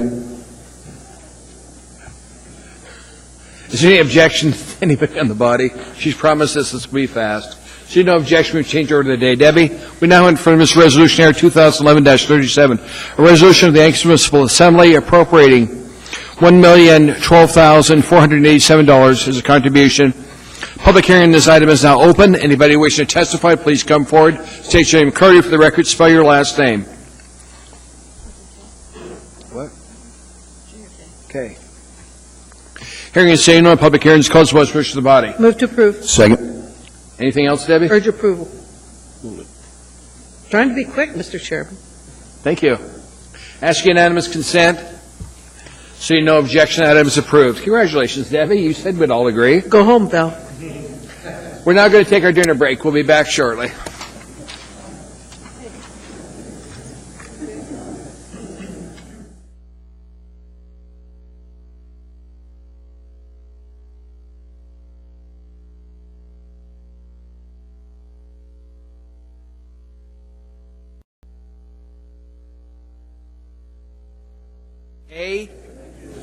This is continued public hearing, so we reopen the public hearing. Ordinance AO 2011-15, ordinance authorizing the retention of 2 tax foreclosed properties located on Laurel Acres subdivision for public purpose. Public hearing, this item is now open. Anybody wishing to testify, please come forward. Anyone at all? Hearing and saying no, public hearing is closed. What's the wish of the body? Move to approve. Been moved and seconded. I haven't seen the second push in yet. It did. It did? Okay. Any discussion from assembly members? I know where they are. Please vote.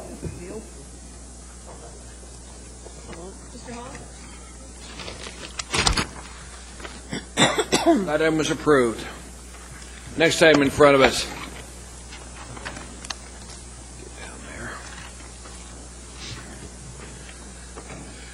Next item is item 14A, Ordinance AO 2011-21, Ordinance of the Anchorage Municipal Assembly amending Anchorage Municipal Code Section 12.25.040 to clarify the base amount to be used for calculating next year's tax increase limitation, consistent with Charter Section 14.03.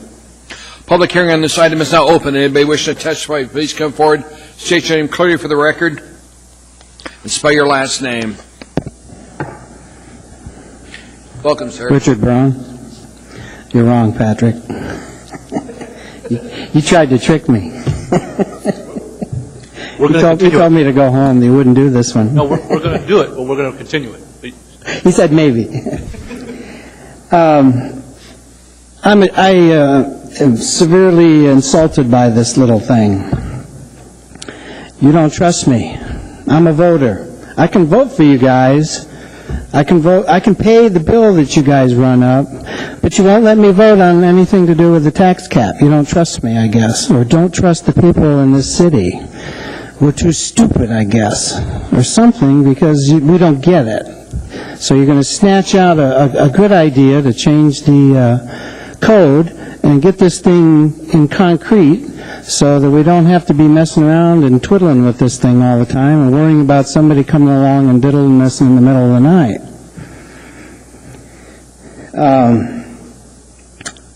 It smacks of arrogance on your guys' part. A little condescension, as I mentioned.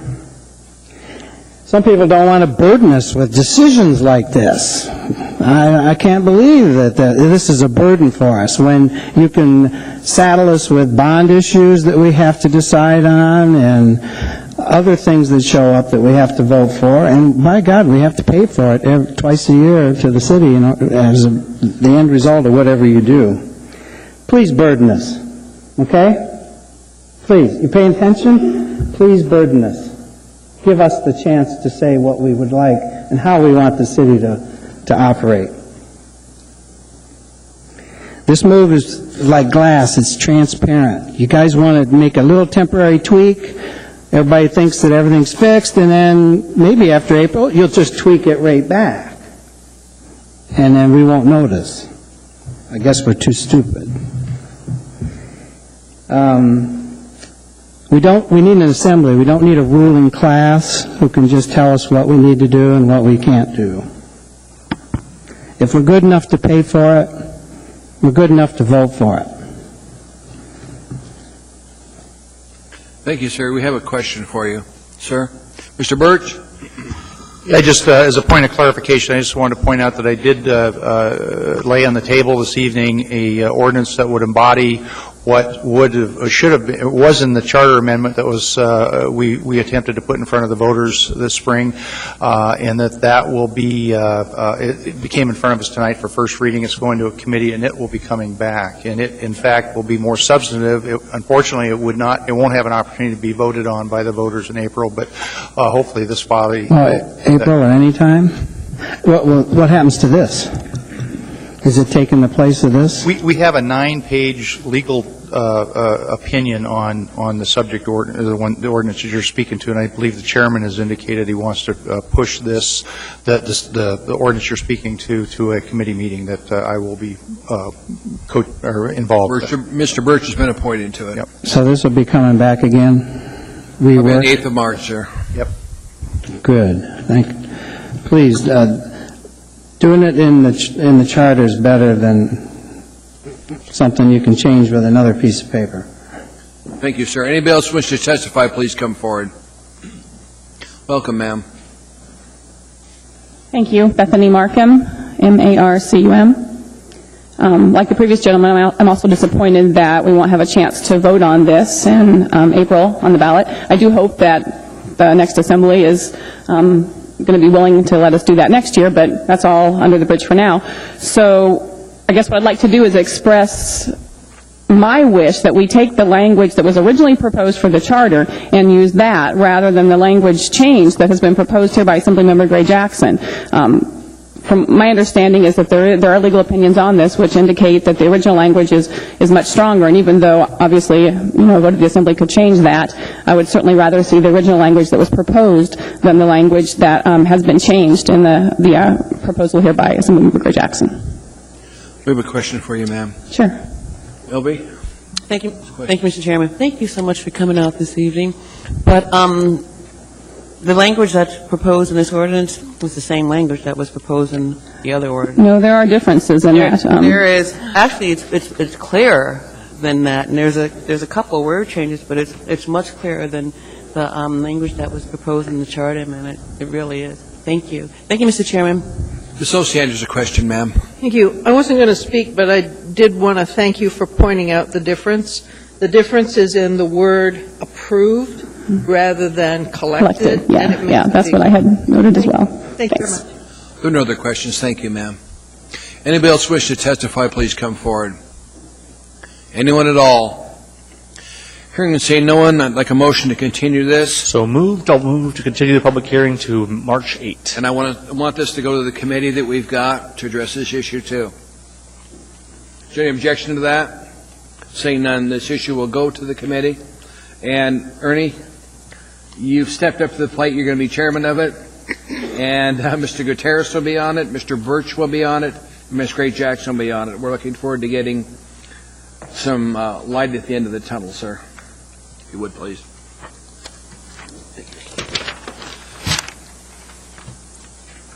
Next item in front of us is item 14B, Resolution R 2011-20, the resolution of the Anchorage Municipal Assembly stating its conditional protest regarding renewal of beverage dispensary liquor license number 4157 doing business as Rum Runners Old Town Bar and Grill located at 415 E Street. Public hearing on this item is now open. Anybody wish to testify, please come forward. Anyone at all? Hearing is no one. Public testimony is closed. What's wish to the body? Mr. Honeman. Mr. Chairman, Need a motion to approve, sir? A move to postpone indefinitely, I yes, understand. move to postpone is indefinitely on this one. That's the correct motion. Yes. Second. And there was a second. Do you wish to discuss that? I do.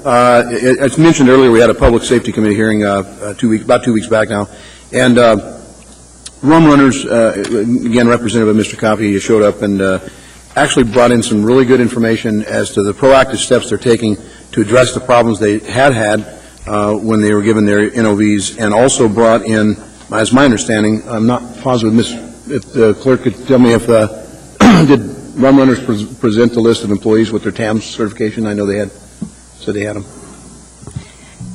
They brought in a book that contained all of their employees along with their TAM cards. Perfect. So I believe they've met all the obligations that were placed on the conditional protest, as well as, in fact, acknowledging that most of the issues that they're dealing with are 100% preventable. And I might add, Mr. Coffey was very appreciative of having the opportunity at the Public Safety Committee and lauded our process. So still being refined. Mr. Coffey was a resident expert on alcohol issues before he came on the Assembly, too.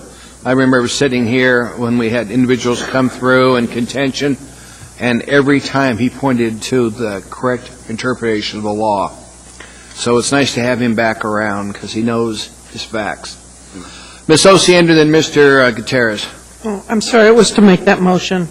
Mr. Gutierrez. Thank you, Mr. Chairman. Mr. Birch pointed it out earlier in the evening at the Public Safety Committee meeting. We also heard something that was really actually fascinating from Rum Runners about a process that they're going to be pioneering. And I know there are folks here from that. I would beg your indulgence. Would you mind coming forward and telling the Assembly about the card scan ID and the networking issue? Mr. Chairman, I think this is important for the whole body to hear about because it's something proactive that several of our licensees are doing that I think that not only should they be lauded for, but if there's a way for us to incentivize it, we should. Sir, could you come to the microphone? If you don't mind. Thank you. Thank you. My name is Michael Schomer, last name S-H-O-M-E-R. I'm the general manager of Rum Runners / owner. We had a great assembly safety meeting. Basically, we implied that we are getting an ID machine and working with some of the busier establishments downtown, like Choku Charlie's, Platinum Jack's, the Anchor, and Rum Runners. And what it does is it scans an ID for everybody to get ID'd. And so if they've been in a fight before, if they've had an assault, if they've got a red tag on their ID, they can't be in a liquor establishment, it comes right up on the computer. And then if we have a problem with this person, what we basically do is we communicate with all the other establishments. Hey, this gentleman is carrying a piece, this guy's a drug dealer, this guy causes fights, this guy we don't want in our establishment. And we're working on a process for all of the owners together to basically have an 86 list where these people can't come in and cause a problem at the downtown establishments. And essentially what we've all done is started metal detecting. Everybody's having to leave their guns in the cars now. And it's making it a lot safer for downtown and all the other establishments around town as well. So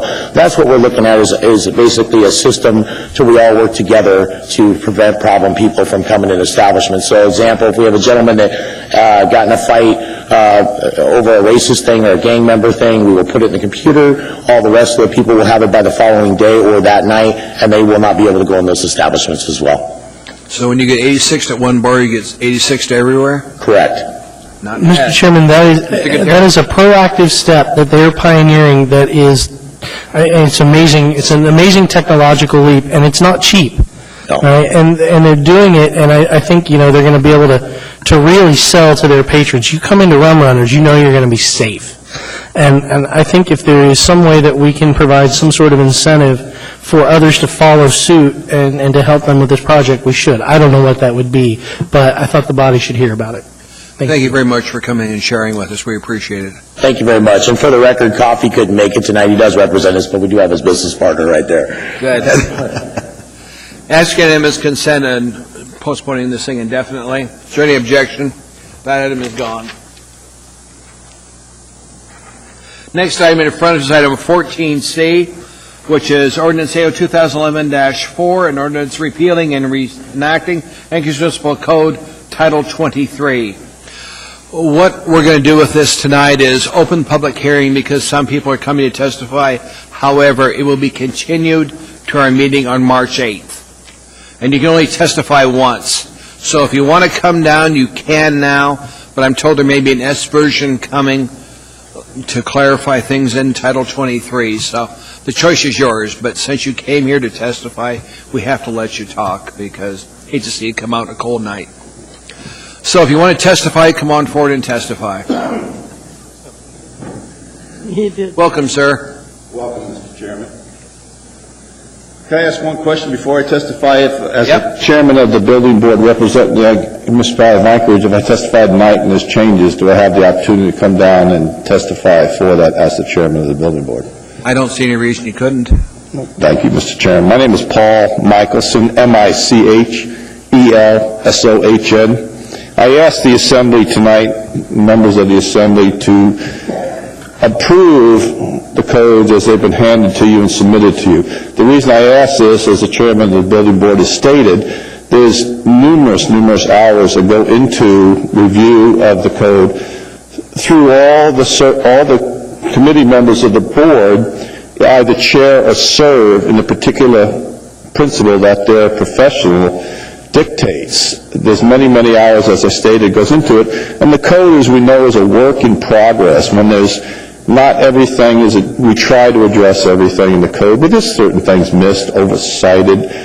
So as these things come up throughout the year, we realize that there's things that should have been addressed differently or can be better or can be used differently.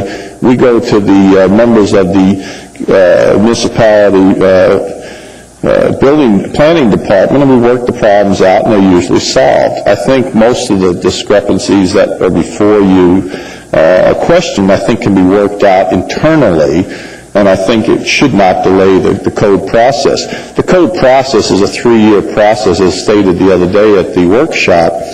If we delay too much, I hate to say this, then we should just delay it until the next code, because the new code, 2012 codes, will be coming out most likely in March of 2012. This code doesn't get approved until April or June, then we're only going to be working in a 6-month to 1-year process with the 2009 codes. So I ask that you approve it. I know you've already stated that you're going to extend it, but the building board would like to see you approve it. I think the work's been diligent and set forth. I think there's been a lot of good thought went into it, and I don't think there's any reason to delay it. Are there any questions, sir? Questions from Assembly members? Thank you, sir. Appreciate it. Let me off the hook. Appreciate it. Anybody else wish to testify on this issue, please come forward. Anyone at all? Hearing and seeing no one, I'll entertain a motion to continue the public hearing to March 8th. So moving. Second. Any objection? Seeing none, this will come in front of us on March 8th. Next item in front of us is item 14D. Ordinance AO 2011-19, ordinance approving acquisition of the Whittier Anchorage Pipeline Tank Farm, 48 acres, at fair market value in the form of an in-kind consideration from the U.S. Army to the municipality of Anchorage for the Port of Anchorage. Public hearing on this item is now open. Anybody wish to testify, please come forward. Anyone at all? Hearing and saying no one, public hearing is closed. What's the wish of the body? Move to approve. Discussion from Assembly members. Ms. Ossiander, ma'am. I want to say thank you to folks who spent some time with me on this one. My big concern is that we actually get the leases so we get the revenue to do what we're promising to do. Otherwise, there's going to be an increased cost for the port when they've got that expansion project going. So I'm hoping that we are notified when these leases are actually signed. Thank you. I'm seeing you nod. Thanks. Any other comments from Assembly members? Please vote.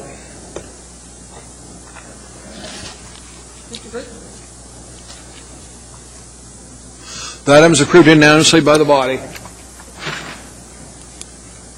Next item in front is item 14E. Ordinance AO 2011-20, an ordinance authorizing the relinquishment of a public use and access easement to Alaska Public University, APU, in exchange for... Okay. Public hearing is now open. Anybody wish to testify, please come forward. Anyone at all? Hearing and say no one, public hearing is closed. What's the wish of the body? Move to approve. Second. Discussion from Assembly members. Ms. Johnston. I just wanted to thank the administration for working this out. I know that we had some issues there, and I appreciate the work you did on this. Thank you.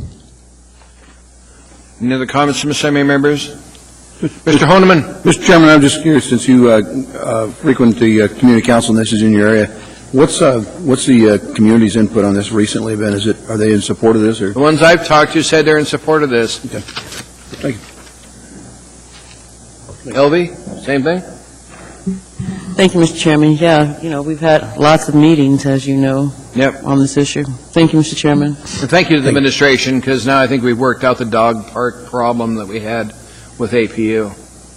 Thank you very much. Please vote. That item was approved.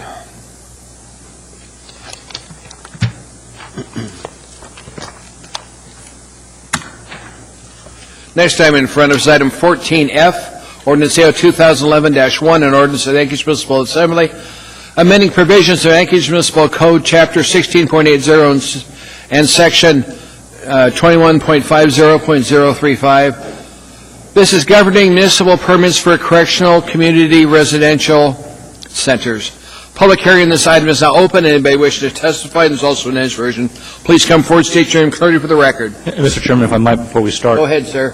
We actually have an S1 version. I'm not sure if it was made available up front, but it doesn't substantively change the legislation. It simply clarifies a couple of things to keep language consistent between Title 16 and Title 21. Okay. Welcome to the meeting, sir. Thank you. I'm Tom Biz. Last name is spelled B-I-S-S. Just a few short comments, observations regarding the Cordova House.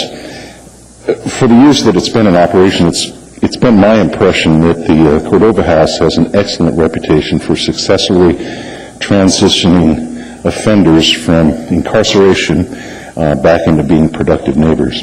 Logic would argue that a transitional program is more effective and probably less expensive in the long run than simply dumping folks back on the streets with little or no support to them in crafting a productive life. From what I've heard and read, Mr. Flynn's proposal simply remodels the existing interior floor plan to accommodate additional beds. As our legislature continues to increase offender penalties, it should come as no surprise to anyone that expanding successful programs like the Cordova House has become increasingly necessary. Thank you. Thank you. Questions from Assembly members? Thank you, sir. Appreciate your testimony. Anybody else wish to testify, please come forward. Welcome, sir. Thank you. Trey Watson, W-A-T-S-O-N. Thank you. I'm here on behalf of Cornell Corrections of Alaska, Cordova Center. I'm the Senior Director in charge of oversight for three of the Anchorage CCRCs. I'm here to support AO 2011-1 containing proposed changes to Title 21 and Title 16.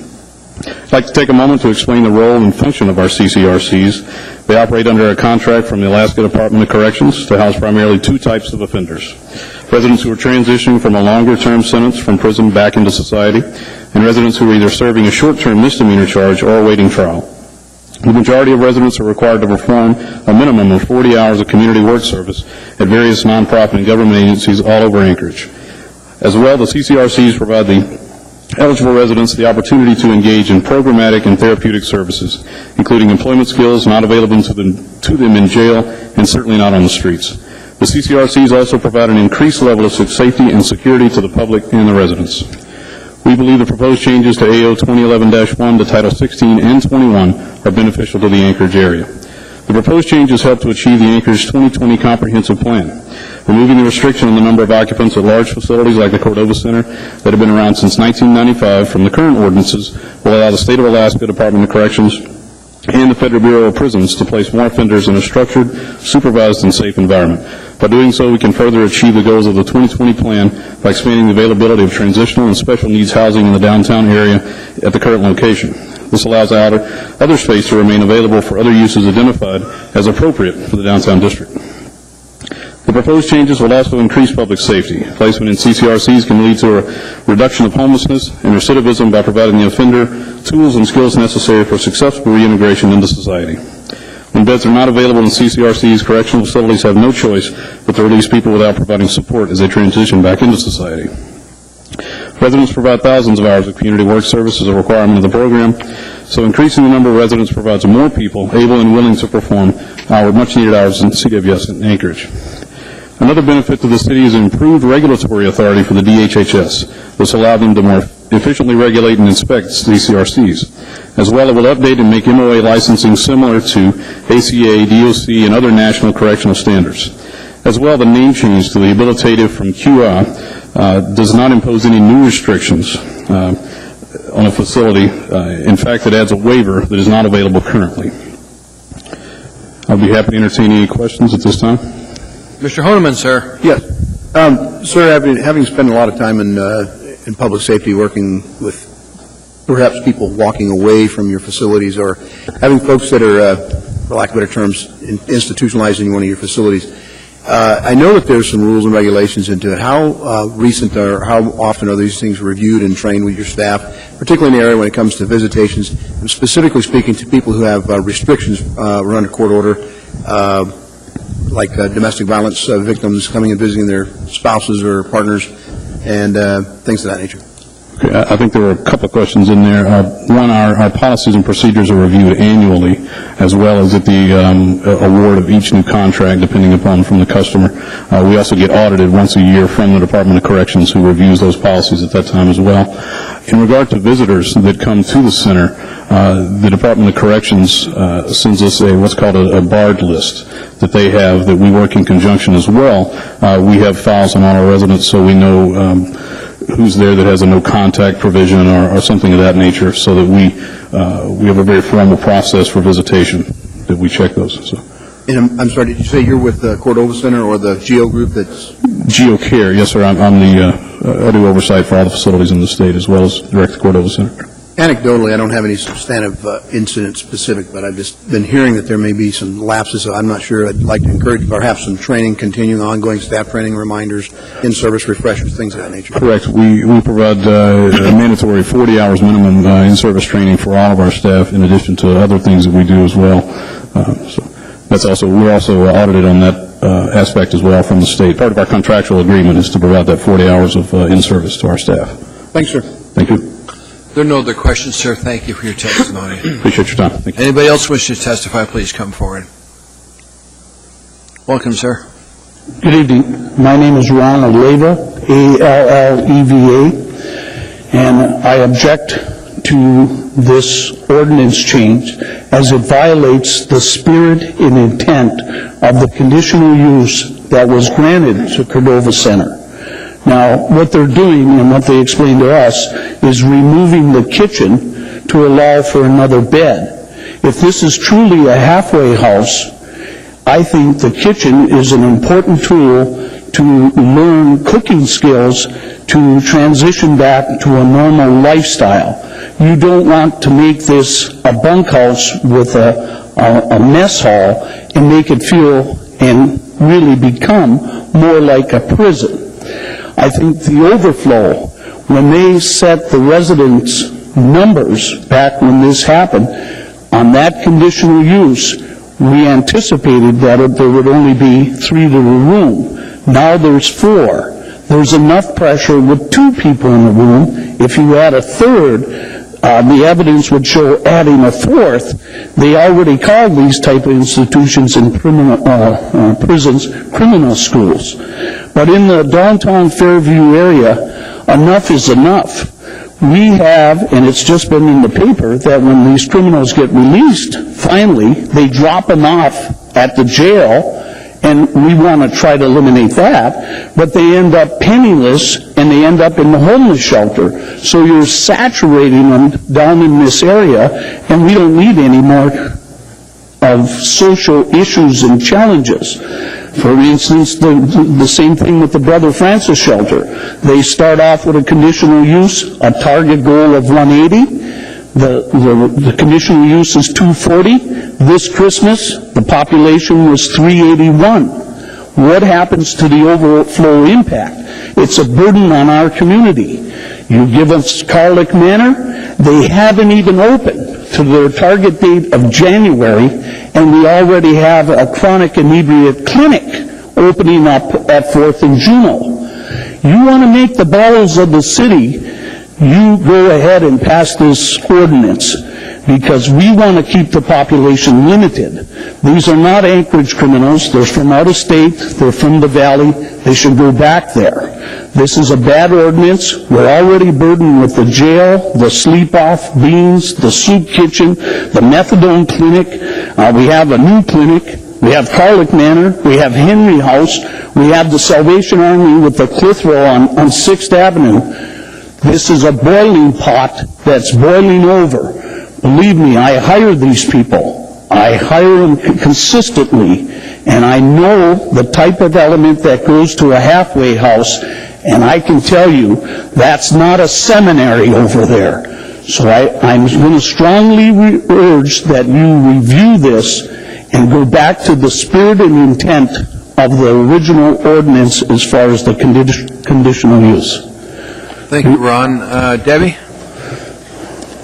I wasn't around when the first conditional use permit was issued, but my understanding is there was a lot of opposition and concern from the community when it first went in, and in fact, the ordinance was written such as to even limit the number of such facilities in total.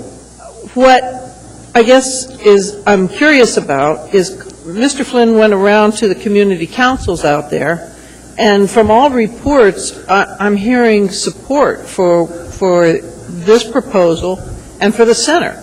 I mean, I hear you expressing concern, but why do you think that the local community councils are in support? Well, I think it's the same reason we got Carlick Manor. The community council objected vehemently against it. We had all the planning, the whole planning department against it, but yet it passed. Okay, but this one, No, and what I'm going to get to is the community council wasn't fully educated to how this violates the spirit and intent. When Bill Weimer really dominated the downtown community council and was involved with not only the Cordova Center, but also Parkview, and is still somewhat involved in a kind of a connection, but it ends up that we still strongly object. And I think the Downtown Community Council and the Fairview Community Council wasn't fully educated of the overflow impact. This is it offers nothing to the community. It offers more profit to the center. And it brings us an element we don't want in our neighborhood because we have enough of it. And hey, we can't handle what we got. And let me just answer this by saying, with respect, we've had an officer shot in Fairview. When I call the police in my neighborhood, that officer approaches me as the person who calls. I must show him my hands. I have to show him my hands. That's the fear in Fairview. Now, when you solve that problem and take away the fear, bring me some more prisoners. But right now, don't send us any more. This is a bad ordinance. Let's go back to the spirit and intent of the original conditional use, and for sure, review it and re-educate exactly what's going to happen when we get those new prisoners. Don't take away their kitchens. Thank you, Ron. There are no other questions. Thank you, sir. There are no other questions? No. I have one other thing. I always get dominated with 3 minutes, and I want to put up this little sign because I'm looking for 3 years. See you later. Maybe we can get you 3 years somewhere. You can't put it there wrong. It's campaign material. Freedom of expression. Get it. The ACLU gave a little campers next to my thing. I'll be in that seat, and you'll hear me for 3 years. Thank you, Mr. Green. Fun. Anybody else wish to testify on this issue, please come forward. Anyone at all? Hearing and saying no in public testimony is close to the wish of the body. Pat? To approve. Which version? The S1 version? The S1 version, that is correct. Okay. And if I could have a second. Mr. Chairman, I have an S, but I do not have an S1. Never mind. I do. Forgive me. Top of it? Yep. Okay.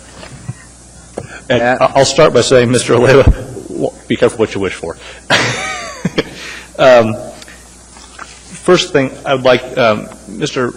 Barrett's here from the Department of Health and Social Services to walk us through some of the changes we've made and why they were necessary in the S1 version.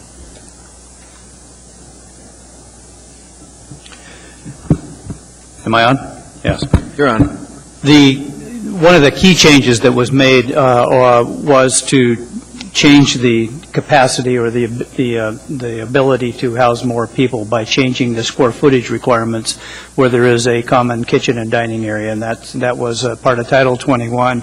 The way the ordinance was originally written, Chapter 1680 deferred the question of density to Title 21, and they've now removed that and has come back to 1680, and it changes the ability to have additional capacity and a square footage of 100 square foot where there's a common kitchen. Some of the other changes that are in the S version are to change the term quasi-institutional facility to habilitative care facilities to make it more consistent with the term that is used in Title 21.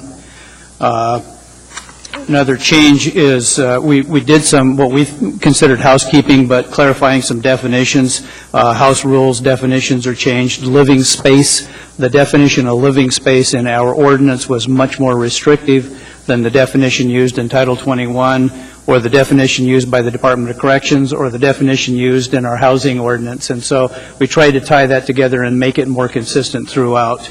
And to make it clear what portion of the building is considered common area in the calculation of square footage.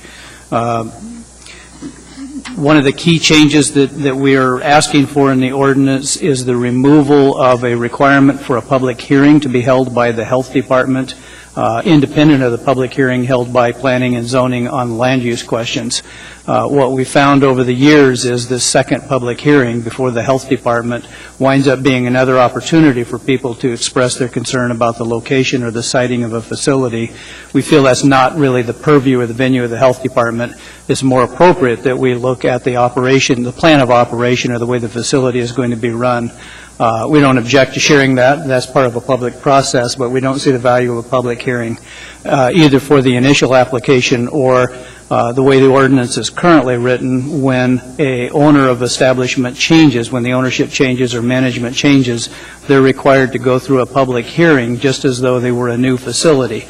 And that then it seems to us that that is a little bit disingenuous to have a public hearing where you're taking testimony from the community about the location of a facility in a community that's already there. Again, that's a land use question. The health department can appropriately address whether it's being well run, whether it's being operated properly, or some changes should be made, and that's part of our permit process.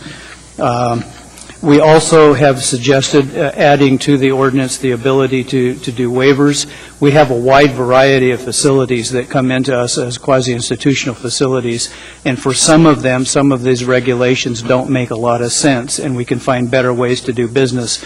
This current ordinance doesn't provide the capacity to do waivers or to do exemptions, if you will. It doesn't give that flexibility to the department. We would like to see that. I believe those are the key changes, Mr. Flynn. Thank you, Mr. Barrett.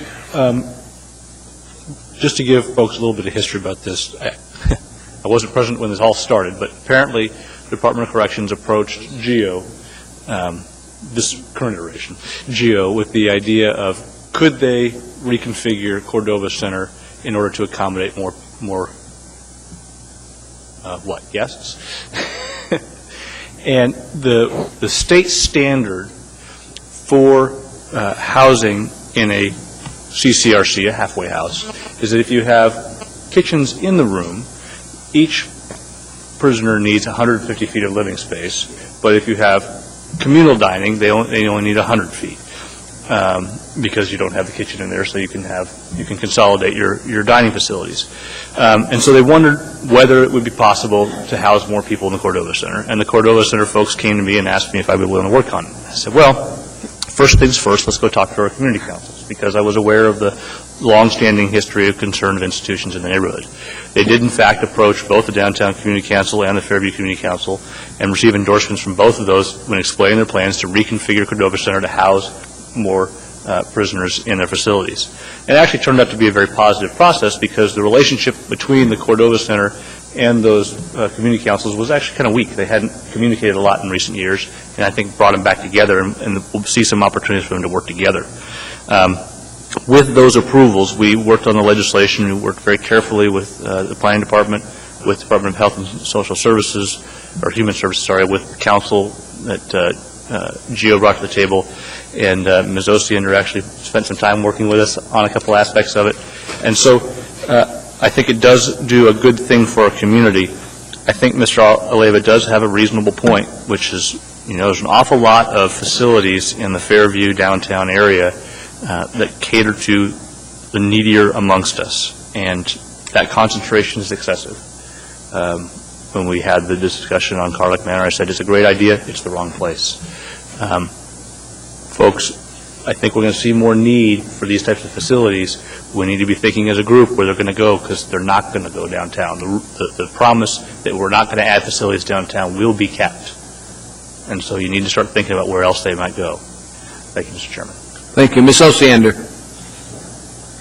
Well, when Mr. Flynn first introduced this, I went to him and I said, Patrick, what are you doing here? And part of the reason was I've got this to-do list of things that I think eventually need to be worked on, and one of them was to clarify the definition for correctional community, residential centers. We've got this continuum where we've got assisted living, habilitative care, transitional living, quasi-institutional housing, and correctional community residential facilities. And what I believe is happening, not only people in the community are unsure where their facility goes, but people who work for the city are unsure where the facility goes.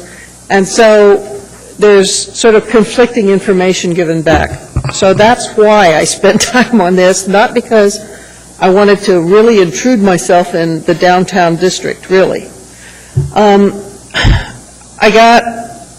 I think, the answer that the best way to deal with my issue is not to mess with this ordinance, but to again look back at Title 21.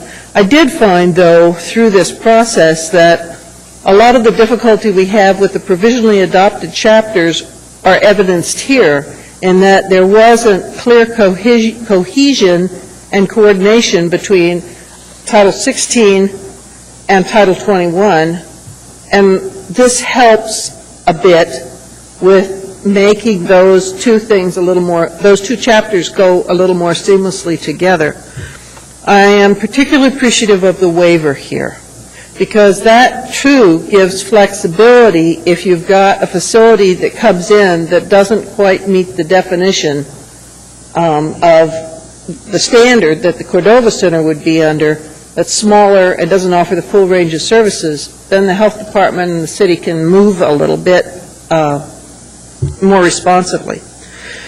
I also took note of and read carefully the community council positions.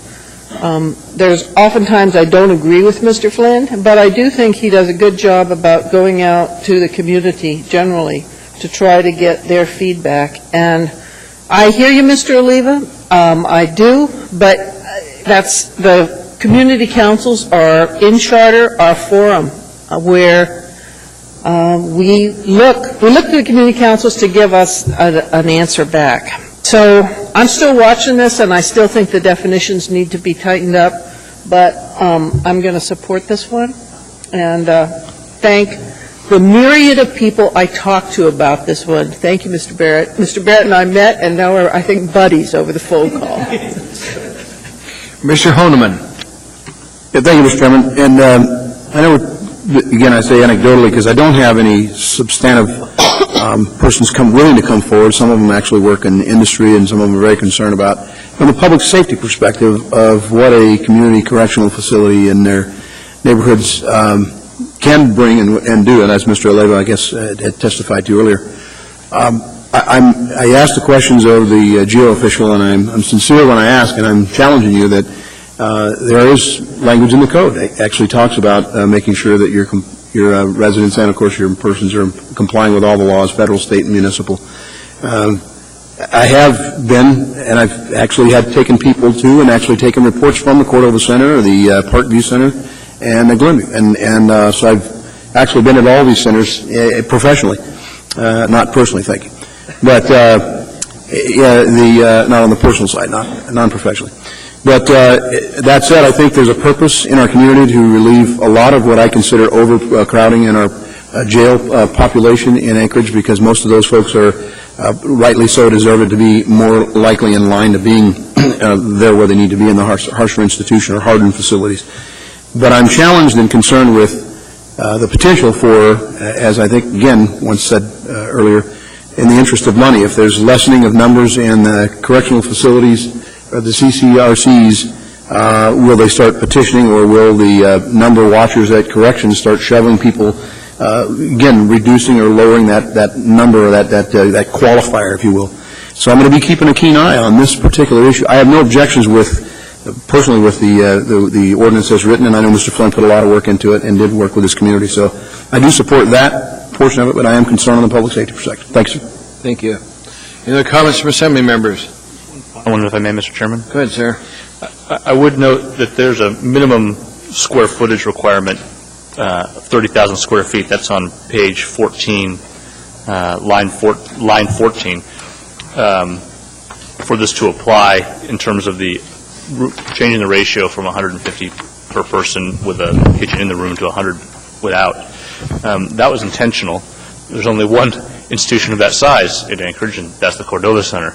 I wasn't comfortable making this change in other halfway houses in the downtown area. I didn't think it was appropriate, and that hadn't been the conversation that we had at the community council level, so I was insistent that be in there.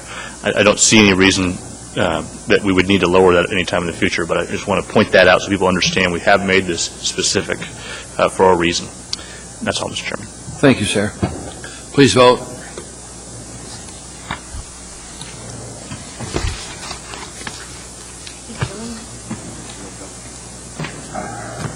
That was approved by the body. Thank you for your work, Pat. Next item is item 14G, Ordinance AO 2011-5, an ordinance amending zoning map providing the rezoning of approximately 568 acres from PLI, Public Lands and Institutions, W Watershed and T Transition Districts to R11 Turnagain Farm District. Anybody wishing to testify, please come forward. State your name clearly for the record. Anyone at all? Hearing and saying no in public hearings, close. What's the wish of the body? Second. Discussion from assembly members.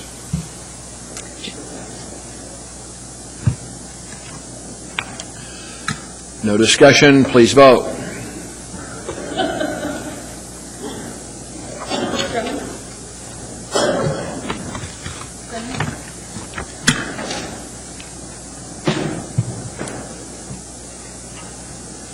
That was approved by the body.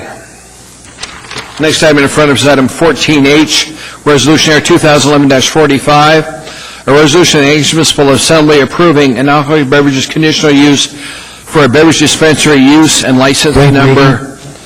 Okay, this is Jalapenos Mexican Restaurant located at 11823 Old Glen Highway. Anybody wishing to testify, please come forward. Anyone at all? Hearing and saying no in public hearings, close. What's the wish of the body? Move to approve. It's moved and seconded. Discussion from assembly members. Mr. Flynn, sir. Thank you, Mr. Chairman. I would just note in the site description and proposal, it lists that in addition to the Jalapenos Mexican Restaurant, other uses in this retail center include a tanning salon, a hair salon, an insurance company, and a takeout restaurant. There's got to be a good joke there somewhere. Well, Mr. Flynn, I can speak to that. This is an ongoing restaurant, and they basically are converting from their current limited selections available and upgrading, but it's an ongoing facility, and the strip center that it's located in does contain those things that you mentioned. So I just urge approval. These are some good folks. I see them here. They work hard, husband and wife team out there. Notice the limited number of violations that we saw when we approved their earlier one. They're active here. It's a great community asset, and they try hard. So I urge approval. Ms. Ossiander, ma'am. I want to second that. I want to invite people to come eat at this place. Really, really a great atmosphere. My husband and I had dinner there last night. It's a very popular restaurant, and the family has just really taken Eagle River to its heart. They participate in virtually all community activities. Great folks, very responsible. Thank you, Debbie. Mr. Honeman. Well, I will take up on that offer because I do like good dinner. I did eat recently, not too long ago, at, I think it's Piccolino's, and that was another good place, so thank you.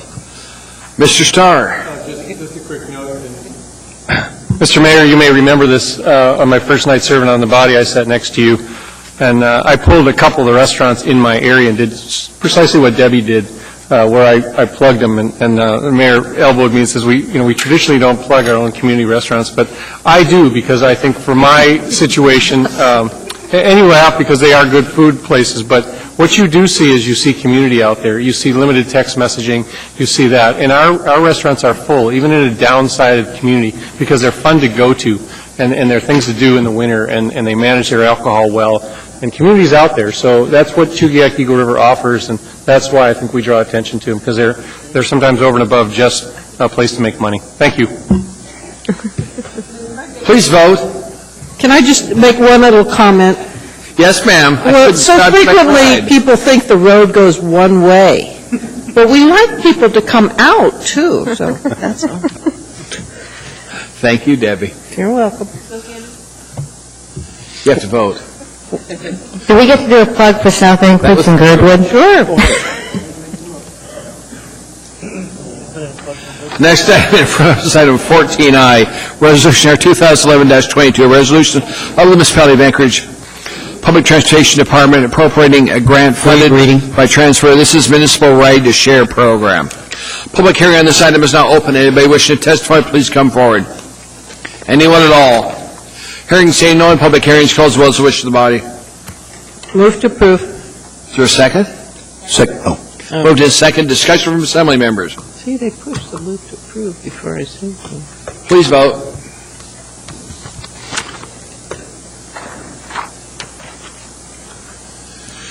That item was approved unanimously.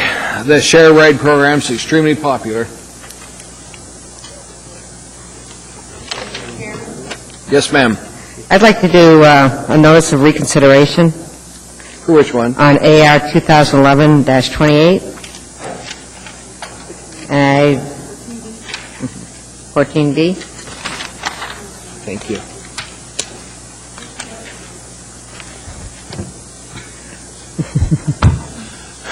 And is there a second?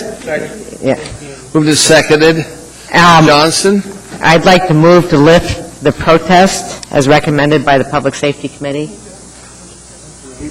We postponed that indefinitely. We killed it off. It's dead. I was told by the clerk that we also needed to remove the protest. It's postponed indefinitely. Julia? Before we get lost, orders.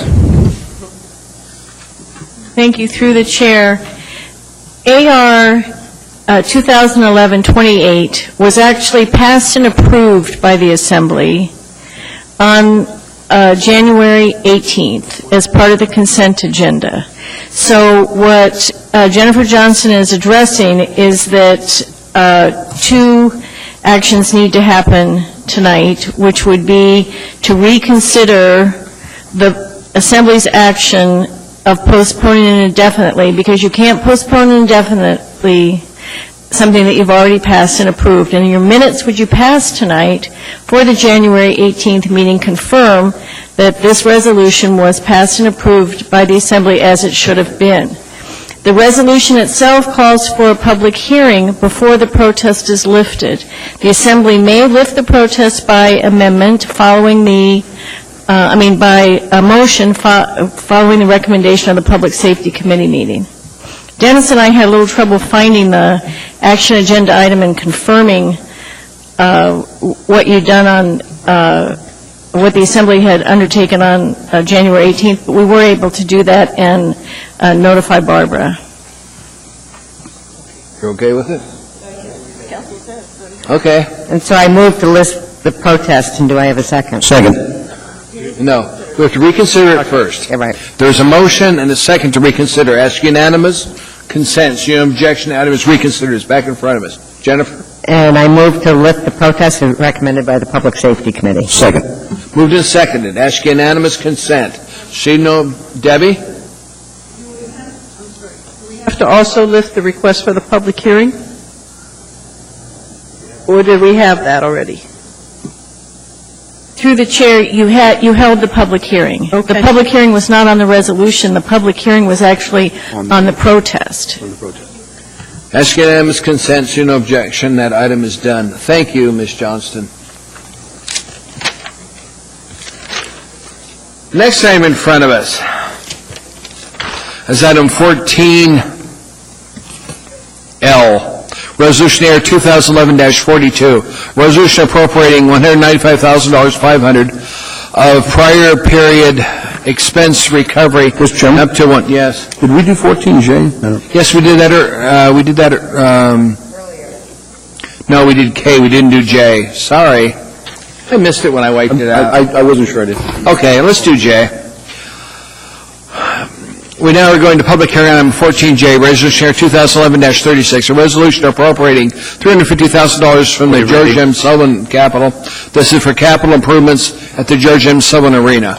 Public hearing on this item is now open. Anybody wishing to testify, please come forward. Hearing saying no, public hearing is closed. What's the wish of the body? Move to approve. Moved and seconded. Any discussion? Please vote. That item was approved by the body. Next item in front of us is item 14K. What? 14? No. Let's see. Yeah, right. Okay, I wiped K out before. Let's do 14L. Okay. 14L, Resolution 2011-42, resolution appropriating $195,500. This is for the Convention Center Operating Reserve Fund 202. Public hearing on this item is now open. Anybody wishing to testify, please come forward. Anyone at all? Hearing you say no, and public hearing is closed. What's the wish of the body? Discussion from assembly members. Mr. Flynn. Thank you, Mr. Chairman. I recommend approval, but just like Ms. Fresco, you worked on this one, correct? Just to quickly walk us through sort of how we got to where we are today so everyone is clear on it. Mr. Flynn, through the chair, Marilyn Bonzoff and Debbie Fitzgerald, or... They're pointing back at you. No, in other words, not me. Okay. Dave, okay, great. Through the chair, this is the Convention Center Operating Reserve. It's made up of two types of expenditures. It's the debt on the Denina Center and the management fees paid to ACVB. When the budget was put together, we under-budgeted both revenue and expenditures, and also the dollars that we paid to ACVP for the management fee is based on the amount of bed tax that we get. And bed tax is up in 2010, so hence the expenditure would be up. So we put this before the Assembly to get it approved as a budget appropriation so we can move forward in order to get the financials done, because we have auditors coming in a week. And we didn't know what the bed tax was at the time. We do know the bed tax number now, and when we finish with these numbers, our total revenue will be about $12.2 million, and expenditures should be about 11.5. So when everything is booked, we have about $600,000 or $700,000 of surplus that will go into the fund balance at 2010. Into the Convention Center Reserve Fund. Yes, Fund 202. Okay. So basically, to summarize, we had more people than we expected, so there's more money. Correct. Thank you. It's got to be those movie people. Any other comments from assembly members? Please vote. That item was approved by the body. That completes all of our scheduled items tonight. What? And clerk wants me to announce our work sessions for your schedule. We've got work session on March 4th at 11 to noon. We've got the building code. And then from noon to 1:30, we have Title 31 and 32. So if you put that on your schedule. On 15, there's no special orders, no unfinished agenda. Audience participation. Is there anybody here under 17 that wants to address the Assembly on any issue? Seeing none, then we're down to Assembly comments. Mr. Chairman. Sir? Assembly comments. I know. Debbie? Mike? Just note that the days are getting longer and longer, Mr. Chairman, and it won't be that long. That gives you more opportunity to walk door to door? Just wondered. Paul? I had an opportunity to actually work in Sullivan High School the last couple of weeks, session. It's a lecture really with a young lady that I arrested many years ago, and I put a challenge out to her if she ever got her life together to come out and actually talk to some teenagers and talk about making those wrong choices in life and, you know, what the consequences of those are. And I'm thankful for the ASD and SAVE for allowing that opportunity for us to be there, and thankful that everyone I talked to, they were over age 16, as you know, compulsory education by state statutes. They didn't have to be there. So I thank them for being there, and I think it really impacted a lot of hope anyway. So if you get a chance to go into the schools, they're actually pretty cool. Good. Thanks. Ernie, sir. Urge everybody to go out and participate in Fur Rondy starting March 25th. You can run with February 25th. You can run with a reindeer, Yukigazan, and great fireworks display on the evening of the 26th, Mr. Chairman. And we're not doing it citywide, okay? Just thought I'd tell you. Thanks, Ernie. You know, there was a time when we thought Fur Rendezvous was not going to be in operation. There was an administration at that time that wanted to have winter carnival, winter festival, and wanted Fur Rendezvous to go away. And as a assembly, we challenged Ernie and others to keep Fur Rendezvous alive in Anchorage. And to his credit, Fur for Rendezvous is up and running and doing well, Ernie, so thank you very much. Mr. Chairman, And say hi to Susan for me. I'll do that. Speaking of running, I'm signed up to run with the reindeer, and I would challenge any other assembly member to do it with me. I want to see what kind of insurance you got before you run with the reindeer. Well, I would challenge the other members of the body to join in. It's a lot of fun. I did it a couple of years ago. Mr. Starr, sir. The Budget and Finance Committee meeting for this Thursday is going to be canceled.